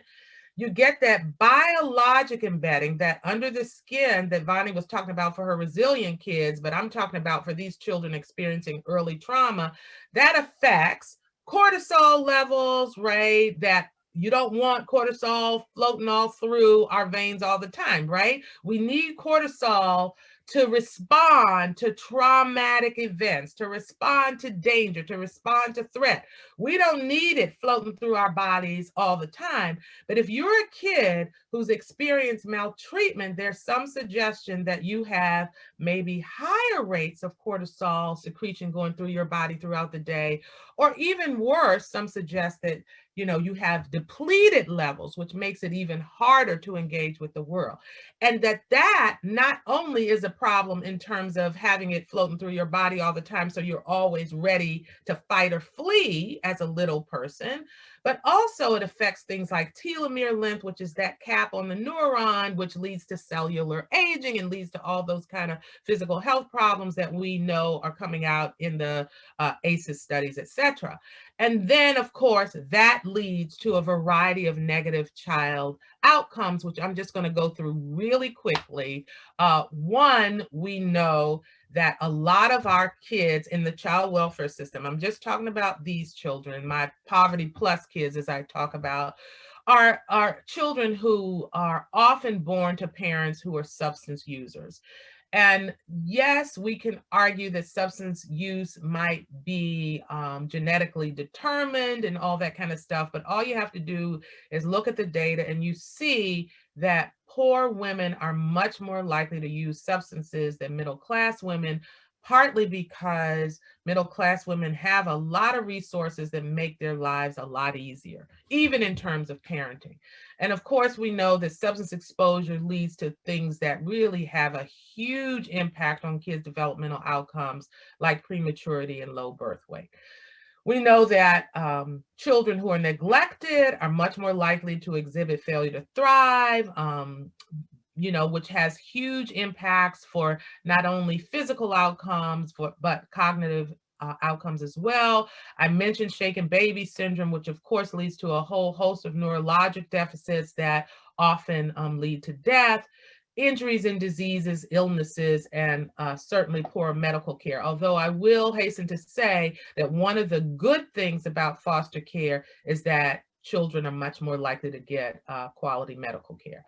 And on the psychological side, developmental delay in these young children. In fact, the National Survey of Child and Adolescent Well-Being suggests that fully half of the kids who come into the child welfare system, and I don't just mean in foster care, I mean maltreated kids, are showing developmental delays. And you all know particularly that developmental delays after the age of 2 suggest that these kids are going to have poor academic outcomes, etc. Language delays, and you, all the developmentalists on this call, know that language relates to everything. It relates to academic achievement, school readiness, behavior problems, everything under the sun. So we want this not to be what young children experience.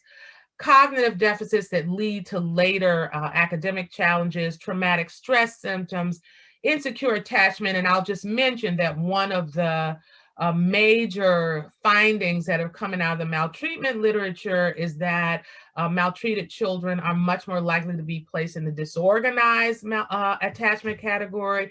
And you all will remember that's that category that wasn't even a category at first. It came later when Mary Main said, let me look at these kids who we couldn't categorize, and found out that these were the children who were experiencing the largest proportion of external stressors, maltreatment, substance abuse of parents, etc.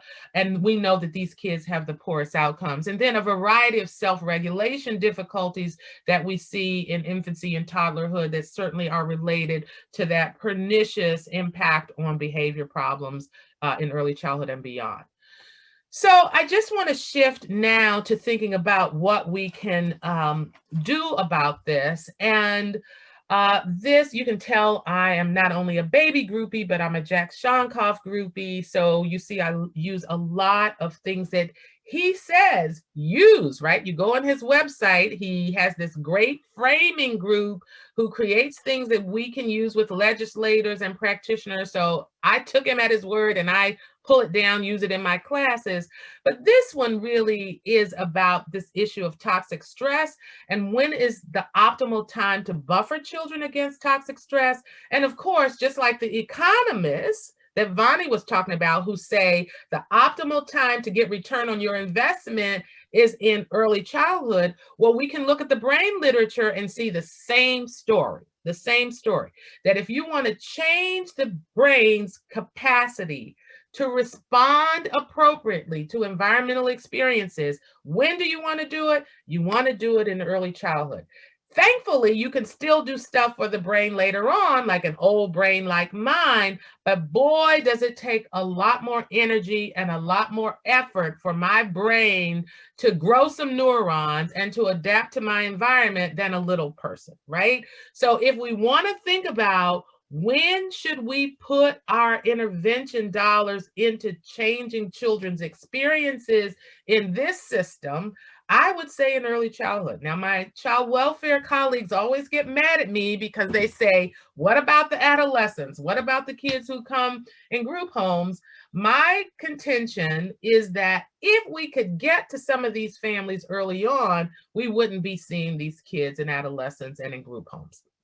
So with that, I want to use a sort of public health approach to help us think about what we can do. So the first thing I would argue is all the primary prevention stuff needs to happen for every family, right? So this is the stuff Vonnie was talking about earlier about decreasing poverty and these structural disparities. We know that if that happens for all children, it will raise the boat for my little kids who are in this very narrow system, right? So we want all that to happen. We want to see also community-based public health programs that come through, you know, kind of primary home visiting. We want to see early care and education programs like Head Start. All that really will help raise the boat for all children, including these kids in child welfare. That said, they need more, right? They need more. So on the secondary prevention side, there are many risks that have already been identified for child maltreatment in families that we need to address, right? Including things like maternal depression. One of the things we know from the maternal depression literature is that 1 in 2 low-income moms report. Now, and you know, people don't report things at the rate that they happen, but they report symptoms of clinical depression. 1 in 2. That's an epidemic as far as I'm concerned, right? So we need to be thinking about that. We need to be thinking about substance use in mothers with young children. We need to be thinking about intimate partner violence. We know that that peaks during pregnancy and it stays pretty high in early childhood. So many of our interventions need to be focused on these specific parental risks, as well as thinking about some of the evidence-based parenting interventions, and I'll give you an exemplar in just a second, that really have been found to improve parenting in high-risk populations, okay? And then on the tertiary side, obviously, I would be arguing for early childhood mental health interventions that we know work with these families, right? And again, I was, you know, sort of trained as an early childhood mental health provider, very psychodynamically trained, long-term interventions. But even Alicia Lieberman, who, as you all know, is kind of like Selma Freiberg's granddaughter, if you will, she has gotten her child parent psychotherapy down to a year, right? So I think we can think about incorporating some of these more abbreviated interventions than the kind of 2 to 3 year ways that I was trained to do this work to address what occurs for young children in this system. So I'm not going to go through this whole list, but I just bring it up to suggest that when you look at the evidence-based parenting interventions that seem to work for kids in this system, a lot of the principles come right out of early childhood mental health, right out of early childhood mental health. The whole focus on dyadic intervention is an early childhood mental health strategy. The whole focus on reflection comes out of early childhood mental health strategy. The whole focus on being with a parent and child who are interacting with each other and supporting the parent, right? That parallel process that comes out of early childhood mental health, supporting the parent to support the child. That's what you see in a lot of this in vivo coaching that you see in a lot of these evidence-based parenting interventions. So I just wanted to raise that to suggest that there is a place for those of us who've been trained to do this kind of long-term work in these more abbreviated interventions that have been shown to produce better effects for kids. So I'm just going to mention some of them. I'm not going to go through all of them. I will talk about ABC just a little bit because it's the one that we've done a trial on. But as you know, there's a ton of evidence-based home visiting programs that really do show, they're often, you know, in the secondary prevention tier, that you can reduce at least parenting practices that are associated with child maltreatment, right? So, and that can reduce things that we know are consequences of child maltreatment, like emergency room visits. You found that with David Oles' Nurse Family Partnership and Family Connects, but also Early Head Start, which is a program that I've been involved with for ages, and I know many of you on this call are in working for Early Head Start. There's also some research that Early Head Start can reduce children's maltreatment experiences. So that's one set of studies. And then the next are these parenting interventions that are cropping up all over the place. Now, when I started my work in child welfare, I did things like do parent education in a group setting and talked about alternative modes of disciplining and child development milestones. I will never do that again in life. There's no data that it does work at all, but the coaching kinds of things that allow you, in the way early childhood mental health has allowed us to support parents, that kind of coaching really does look like it changes parenting behaviors. And there are a variety of evidence-based parenting programs that do use that kind of approach. And I'll talk to you a little bit about ABC. And then finally, these more evidence-based therapeutic interventions, like you all know that trauma-focused CBT looks like it really works. And I wish I had been trained on it when I was a young clinician, and now I'm trying to learn it at this late date, but that's something that really looks like it works, as well as things like PCIT and of course, Alicia's CPP, beautiful data about how CPP can help parents where there's intimate partner violence, but also parents who have maltreated their children.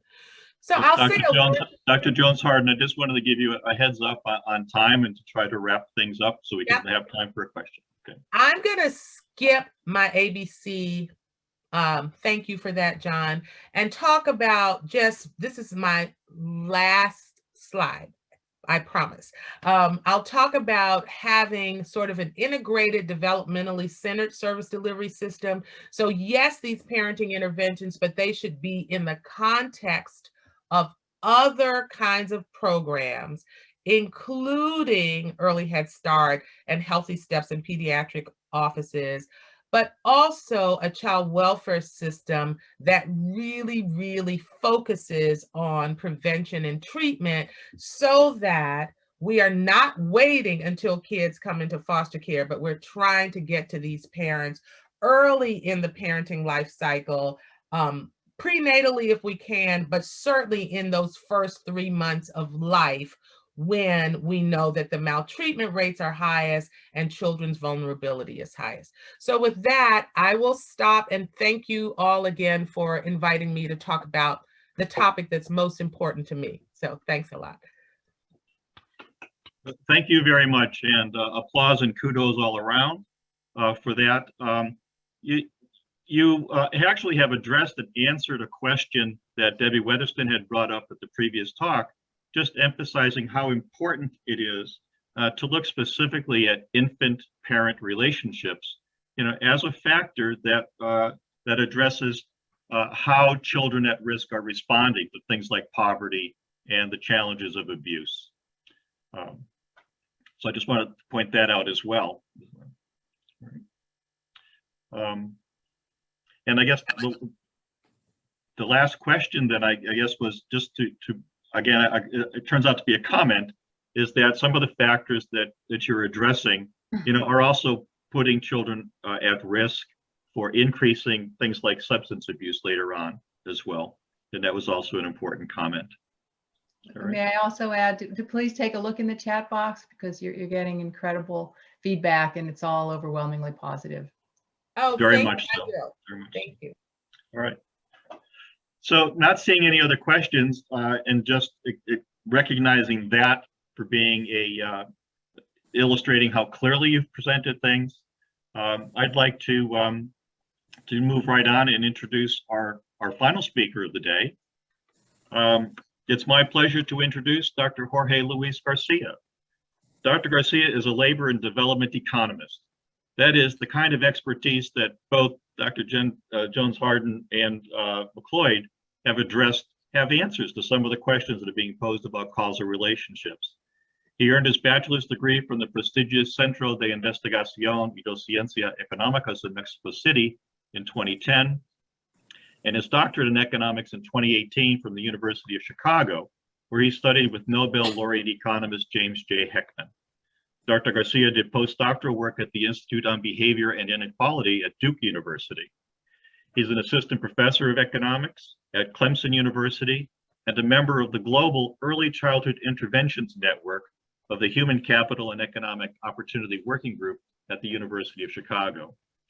In his relatively short career, Dr. Garcia has published influential works on the benefits of high-quality early childhood education. His research employs economic models and microeconometric methods to interrogate archival and survey data to identify causal relationships between early childhood education and life cycle health, community crime, and educational attainment. He also studies how the gender-influenced benefits of early childhood education are affected by the home environment, single motherhood, and father's involvement. So please welcome Dr. Garcia, who will speak on the economic impact of quality early childhood education on communities. Dr. Garcia, are you prepared to share? All right, I'm here. Can you see my screen now? Very good. We're on. All right.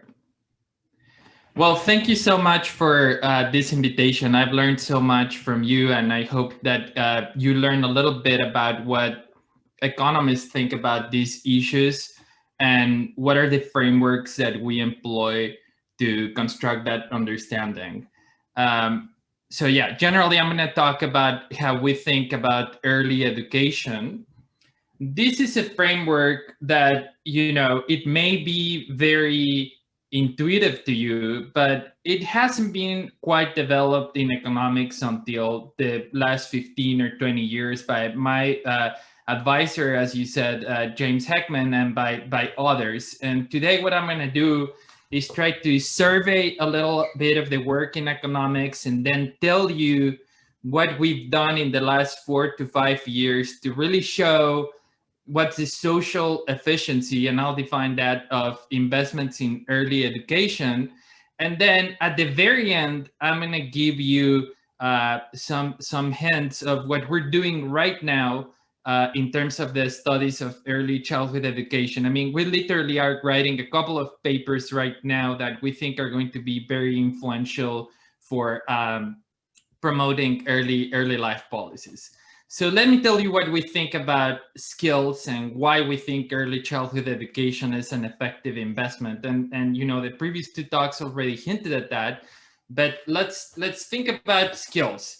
So obviously we think about, you know, skill building processes. We think that skills are multiple. So it's not only cognition that's important. I mean, cognition is certainly important, but there are other skills in life that we refer to as socio-emotional skills that may be even more important, because in most jobs that people are going to get to later in life, or in most decisions as whether, you know, you decide to commit a crime or not, cognition is going to play a secondary role. What's going to play a main role is socio-emotional skills as, you know, agreeableness and conscientiousness and whatnot, that are going to drive those decisions. And I'm going to show you data on that.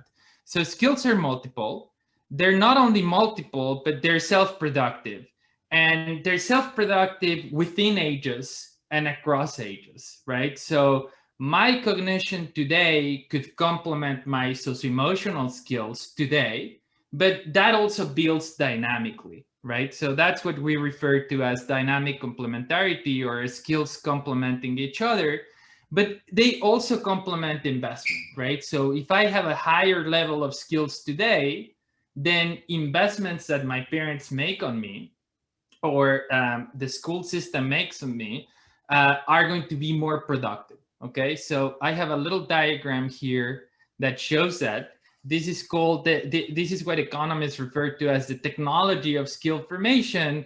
And it's nothing more than you're going to have some prenatal skills. So believe it or not, we as economists think of children before being born already accumulating, skills there, while the mother is pregnant.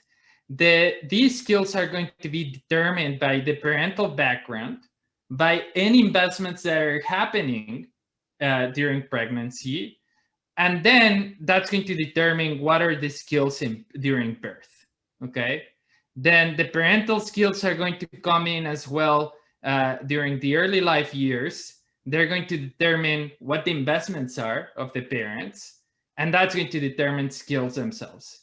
So this is a dynamic process that's going to go on through adulthood, right? And people have raised the question, well, why early life? Why are there other interventions? And I think the argument is not, interventions during adolescence are not effective. I think the argument is resources are limited in many ways. So where should we put our money? And I'm gonna speak about that in a little bit. Okay, I do want to give you a little or a big point that has been debated a lot.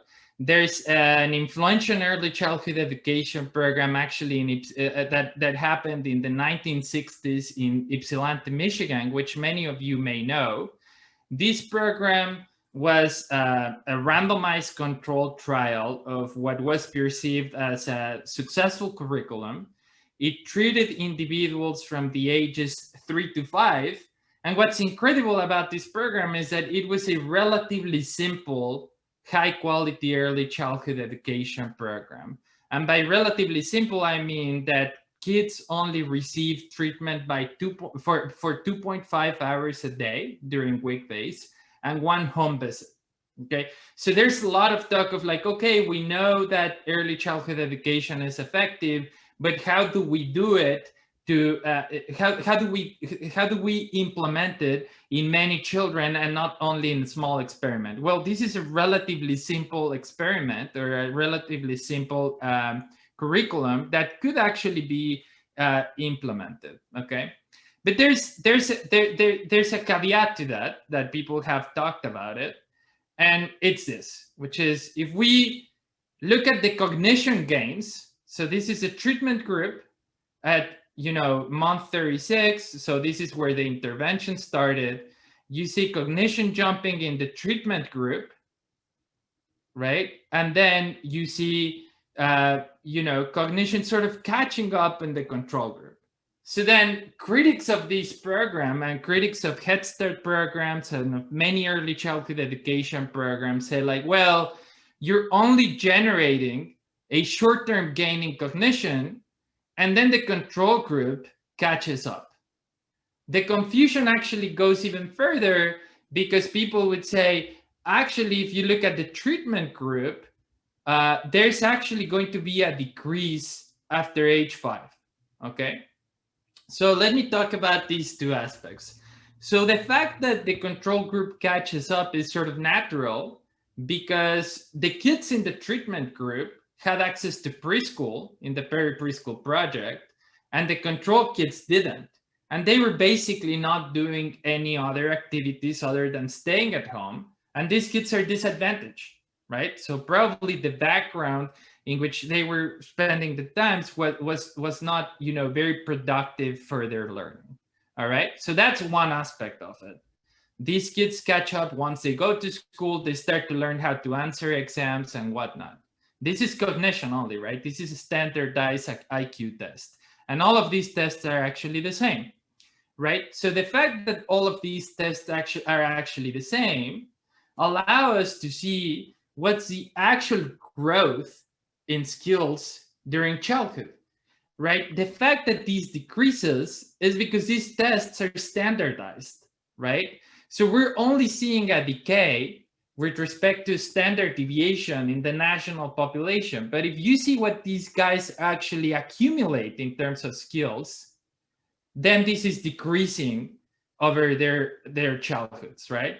So this is a standardization artifact, if you want, the fact that IQ is decreasing in the treatment group. it's not really decreasing, it's decreasing with respect to the population, right? And then the control group is catching up. But if you measure it in raw terms, in the number of questions that they're answering in the tests, both groups are increasing, right? So there's no depreciation of skills here. Okay, so that's kind of like the first point.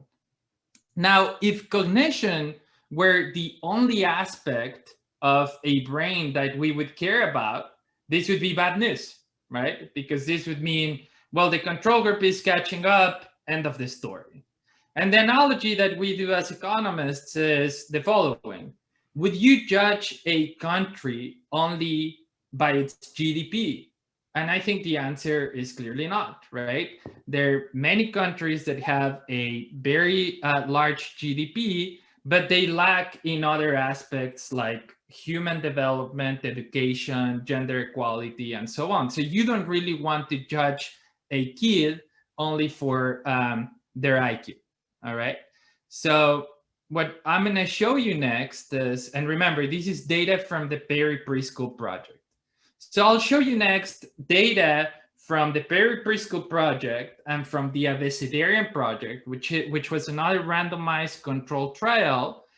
For both projects, we have data on their long-term outcomes. So now we can see, well, what happened in terms of cognition happened, what happens with long-term outcomes. And I think you'll find this quite incredible if you don't know it yet. So for PPP, which is the Perry Preschool Project, we have gains in high school education that are incredible. So this is an increase of 56 percentage points in the high school graduation rate at age 19. And, you know, if you think about it, it doesn't get better than that, okay? Now for males, there was basically no effect or 2 percentage point effect. But then when you look at employment, so if you look down here at employment, there's an increase in employment of 30 percentage points, which is gigantic as well. So how do we conciliate this? Well, it turns out that the economic opportunities back then in Michigan, when these guys were in their 40s, were so good that these kids realize, well, I don't even need a high school diploma. I already have the socio-emotional skills. I'm just gonna go get a job. And that's not something you would not want, right? Because you only want people to have jobs, have employments, and so on. And if you see here, their yearly labor income increases as well, both for female and male, and so on. So you see these very, very positive outcomes. And now you would want to change to another context where perhaps the opportunities were not as large as in Michigan back then with the auto industry and whatnot. And the ABC program happened in Chapel Hill, North Carolina, and you'll see the exact same. There's a very big gain in terms of high school graduation for women, but now you have it for men too, which is exactly the comparison that you would want to occur, right? Because perhaps in Chapel Hill, North Carolina, the economic opportunities were not as salient. So then you would want the high school graduation rates to, or you would want to see that, right? To show that this intervention is effective. And you see the exact same, but you also see the exact same increase in the employment rate of these men, right? So it's quite incredible. You even see a greater increase in their labor income and in their and a decrease in their likelihood of ever being in welfare. So these results are quite incredible. So then I guess the question would be, and then, well, I can show you also a very large decrease in the number of arrests, in the number of non-juvenile arrests, in health, which is a big part of this program. And again, these may sound very intuitive to you, but think about the following. This intervention happened when the kids were 0 to 5. We follow up with them on whether they're physically active or not at age 40, and we find that they are, to a degree that's very large, 10 percentage points, 24 percentage points, and so on. we find that their likelihood of having a BMI larger than 30, which would classify them as obese, decreases by 30 percentage points, right? Again, we followed up with them 35 years later to the date of that the intervention ended. So, quite incredible results. So then the question would be, well, if you see this, if you see that cognition, the long-term treatment effect on cognition disappeared, why is it the case that the long-term outcomes in, economic outcomes that we care much more about than cognition, why are they so strong? So then we go to trying to connect these short-term and long-term effects, okay? And I'll try to explain how that happens. This is a puzzle, or was a puzzle. The cognition effects completely dissipate. So then what happens? And this is some work that my advisor did with some co-authors, which I think it's quite incredible. So the way to think about this is to go back again to what are the dynamics of skill construction. And at the end of the day, you could think about being employed as you having a skill that allows you to have a successful economic life, right? And you would want to decompose that effect, that increase in employment, into skills that were bolstered by this early childhood education program, right? So what the exercise here is, let's try to decompose those skills into 4, right? Cognition, externalizing behavior, which is basically a measure of, agreeableness and so on, and academic motivation, which is something closer to conscientiousness, right? And none of the effects, so this bar is normalized to 1, and you can imagine this bar, what we're trying to do is put the fraction of the treatment effect on each of these outcomes into each of these skills, right? So if I see a 20% here, blue, that means that of the total treatment effect, 20% is explained by an improvement in externalizing behavior. In the case of this green bar, around 20% of the treatment effect on the California Achievement Test, which is a test that combines cognition and academic skills, is explained by academic motivation. And academic motivation, externalizing behavior, and cognitive factors, we measure them through a very wide set of questions and tests and questionnaires that we were able to observe there in the data. And this solves the puzzle, right? Of the whole treatment effects that we observe on these individuals in their health, crime behavior, employment, and so on, cognition has to do nothing with it, right? And it makes sense, right? If you want to have a stable job and so on, probably how well behaved you are in the job, your motivation to arrive early and so on, it's much more important than your cognition for most jobs, right? For most jobs that, disadvantaged individuals are going to be able to get when they have access to this early childhood education program, right? We're not talking here about, professors of mathematics at Harvard for whom cognition probably is a very important factor and externalizing behavior may be secondary, okay? So these are the effects for males. These are the effects for females. Cognition matters a little more for females, but you can still see that externalizing behavior and academic motivation are the prime drivers of these effects. So we would say, puzzle solved. Cognition is sort of like an interesting measure, a little bit, kind of. These programs are targeted to disadvantaged individuals. To me, it's much more important to see how these interventions shape their long-term character. And that plays an enormous role in terms of the later life outcomes at ages 19, 27, 40, and so on. All right. So then I want to talk a little bit about Head Start, because Head Start was subject to the same criticisms recently, where people would use the Head Start impact study, a randomized controlled trial of Head Start, and say like, oh, look, the effects on IQ fade out. So this is just a waste of money by the government, and we should be spending money on other things. And the fact of the matter is, yes, there's a fade out in cognition. But then if you look at other outcomes like high school graduation, you would find an increase of 11 percentage points. You would find an increase in the in college attendance of 3 percentage points.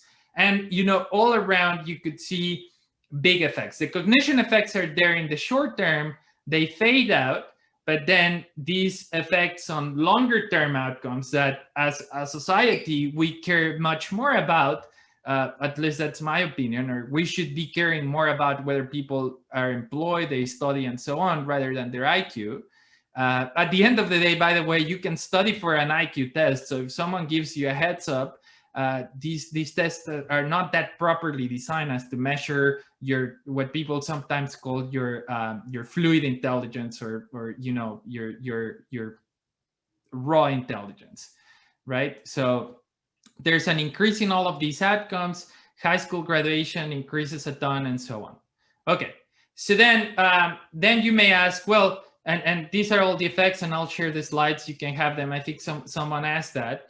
But then we wanted to get to the core of the question, which is, okay, you have a program that seems very effective at increasing these skills that then are going to be important to for the income of people, employment, reducing their crime, improving their health behaviors, and so on. Right? What is the benefit cost ratio of these programs?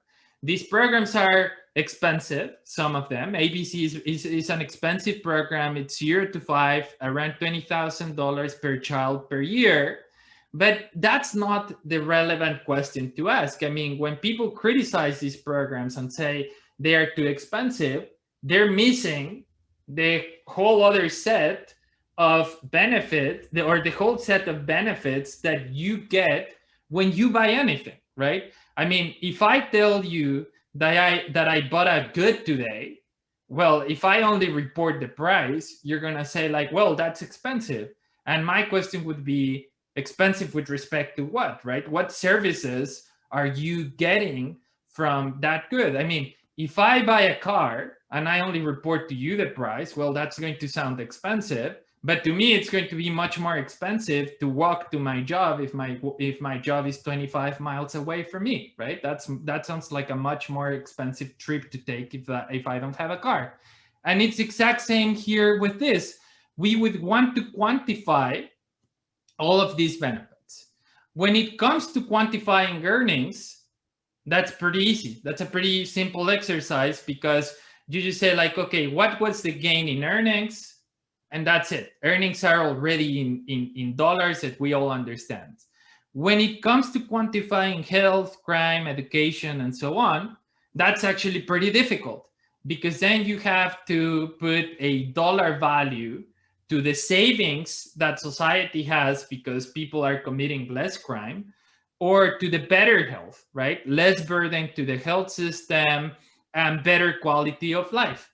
So we did that whole exercise. It's a project that took actually around 5 years, just because of the difficulty of monetizing each of this. But the way you can think about it is, you can go back to all of the criminal justice system cost data. You can quantify what's the cost of crime to the victims. You can quantify what's the cost of having a health life with the burden of disease, and so on. So you can go back and say like, okay, well, there's also an increase in expenditure in education because the treatment group kids are going more to high school, and so on. So we can quantify all that and find the following. So I'll walk you through these figures. These are the program costs for the Vesidarian project, which is the example we followed. As I told you, there's around a $20,000 cost per year on average. So if you sum all the costs, it's going to be sizable. This plot is in thousands, so this is around $1 million. Sorry, $100,000, because this is one, so this is 100,000. But then you have the total benefits, which is around an average of more than $600,000 per kid, right? And how do you break that out? Well, the kids are going to have more labor income. And then something really interesting that we found is that if you follow up with the parents of the children participants, they're also making more money, which makes a lot of sense, because these programs, a part of aiding the kids and bolstering their learning and skills and so on, it's also de facto childcare, right? And when you target this to disadvantaged individuals, you're mainly helping single mothers, right? In the United States, that's what's going to happen. So then that means that the mothers are going to see a relaxation in their time constraints. They don't have to quit their jobs. They don't have to quit their night education programs and so on. And this is going to build across their life cycles, because skills are dynamic, not only for kids, but also for the mothers, right? So if they don't have to quit their jobs, their education programs, or so on, we find out that the gain for them in terms of labor income, it's almost the same as the gain for the kids, okay? Then we find a pretty large gain in terms of the reduced criminal activity in the treated kids. Crime is very, very expensive. So if you reduce crime by an average of 2 or 3 arrests in the treatment group, that's going to lead to tremendous societal savings. And then this is the health component. And the way we do that is, well, we have all the health conditions of the individuals up to age 40, and we can form forecasts of what their health lives are going to look like, and then quantify that, because living with disease is not only burdensome to the health system, but also to individuals themselves, right? Because living in conditions of obesity, hypertension, and so on, it's individually very costly. So if you sum these bars, you get this bar, right? Which basically tells you for every $1 of cost, the program has $7.3 of benefit, okay? And I'll give you some, shameless advertising of my own work. These very numbers were circulated in the fact sheets of the White House when they were making their pitch a few weeks ago to increase preschool education. So these are numbers that are real. These are peer-reviewed articles and so on, heavily contested. Took 5 years to publish this paper, but it was worth it at the end, because it's being currently used for policy advocacy. Then to wrap up the talk, I'll tell you that right now what we're working on is with data of a follow-up with the peri-preschool project participants when they were 55 years old. So we can observe everything about them, do an analysis similar to this, but this analysis, as I told you, includes forecast, which is something that has uncertainty.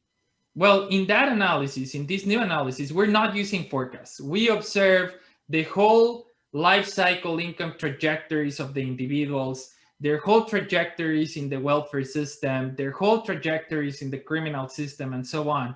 And all is quantified with observed data, taking mean differences, something as simple as that.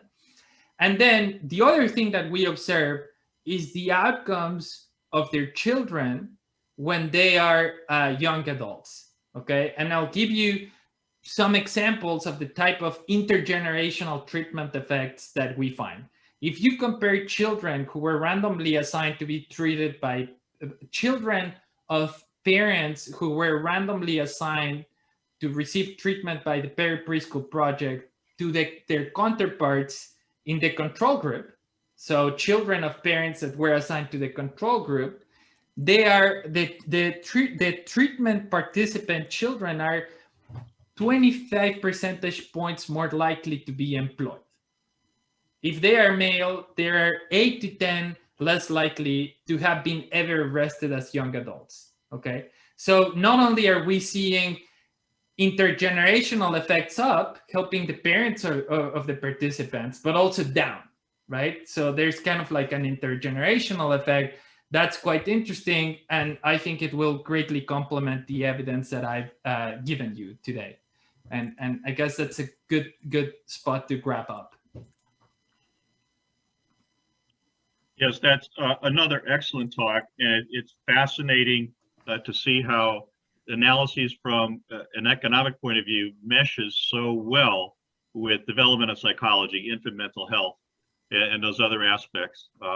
And it's also quite valuable about the demonstration of causal relationships and going deeper into data than simple metrics like IQ and the like.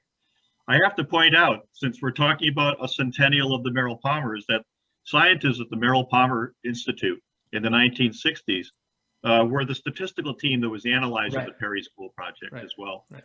And so that's very nice. One of the, Dr. Jones-Harden noted that they're now seeing higher rates of externalizing behavior problems reported in early childhood education centers by those providers. So what are the implications of this early increase in externalizing behavior, for the findings that early childhood education improves externalizing behaviors? Right. So externalizing behavior, it's a huge component in the treatment effects. I don't know. I know the data of Perry really well. I know the data of ABC really well, the Head Start, and I know that externalizing behavior decreases. So it's a crucial life skill, especially for male adults, right? I would be concerned if this is being reversed. Okay, so I'll point out also that the comments that are coming through right now are all very, very positive and appreciative for your very informative and deeply analytic talk. And thank you very much. We're actually very close to being on time again, and I want to turn this over now to for some closing remarks from Dr. Peter Lichtenberg, who's the director of the Merrill Palmer Skillman Institute. First of all, I want to thank our Centennial Committee, and especially Drs. John Hannigan and Hillary Ratner, who really were the heart and soul of moving this program forward. And we had a group of sponsors that were so enthusiastic that we could really bring you the best speakers and the best exhibit, which we'll all have to see as the closures start to lift. This was really what Merrill Palmer was all about, an interdisciplinary set of brilliant talks. They were truly brilliant. And when we look back at it, Dr. Ciani told us what the first century of Merrill Palmer Skillman was all about: middle class, mothering and families and child development. And then our next three speakers just so brilliantly, Dr. McLeod, Dr. Jones-Harden, and Dr. Garcia, so brilliantly talked about what the second century is all about. How in the Midtown Detroit, urban children and families are indeed our focus, understanding contextual issues as well as the traditional ones of child development. I want to thank everybody for attending. I could tell this was quite an enthusiastic audience. Almost everybody stayed the whole time. Thank you for helping us celebrate the first 100 years 1 year later. We're looking forward to the next. Thank you. Thank you very much, Peter. That concludes our talk, the symposium today. And I will just ask you, if you want more information, is to go to the Merrill Palmer website and Facebook page for information about what happens in the next 100 years. All right. Bye-bye, everybody. Bye-bye.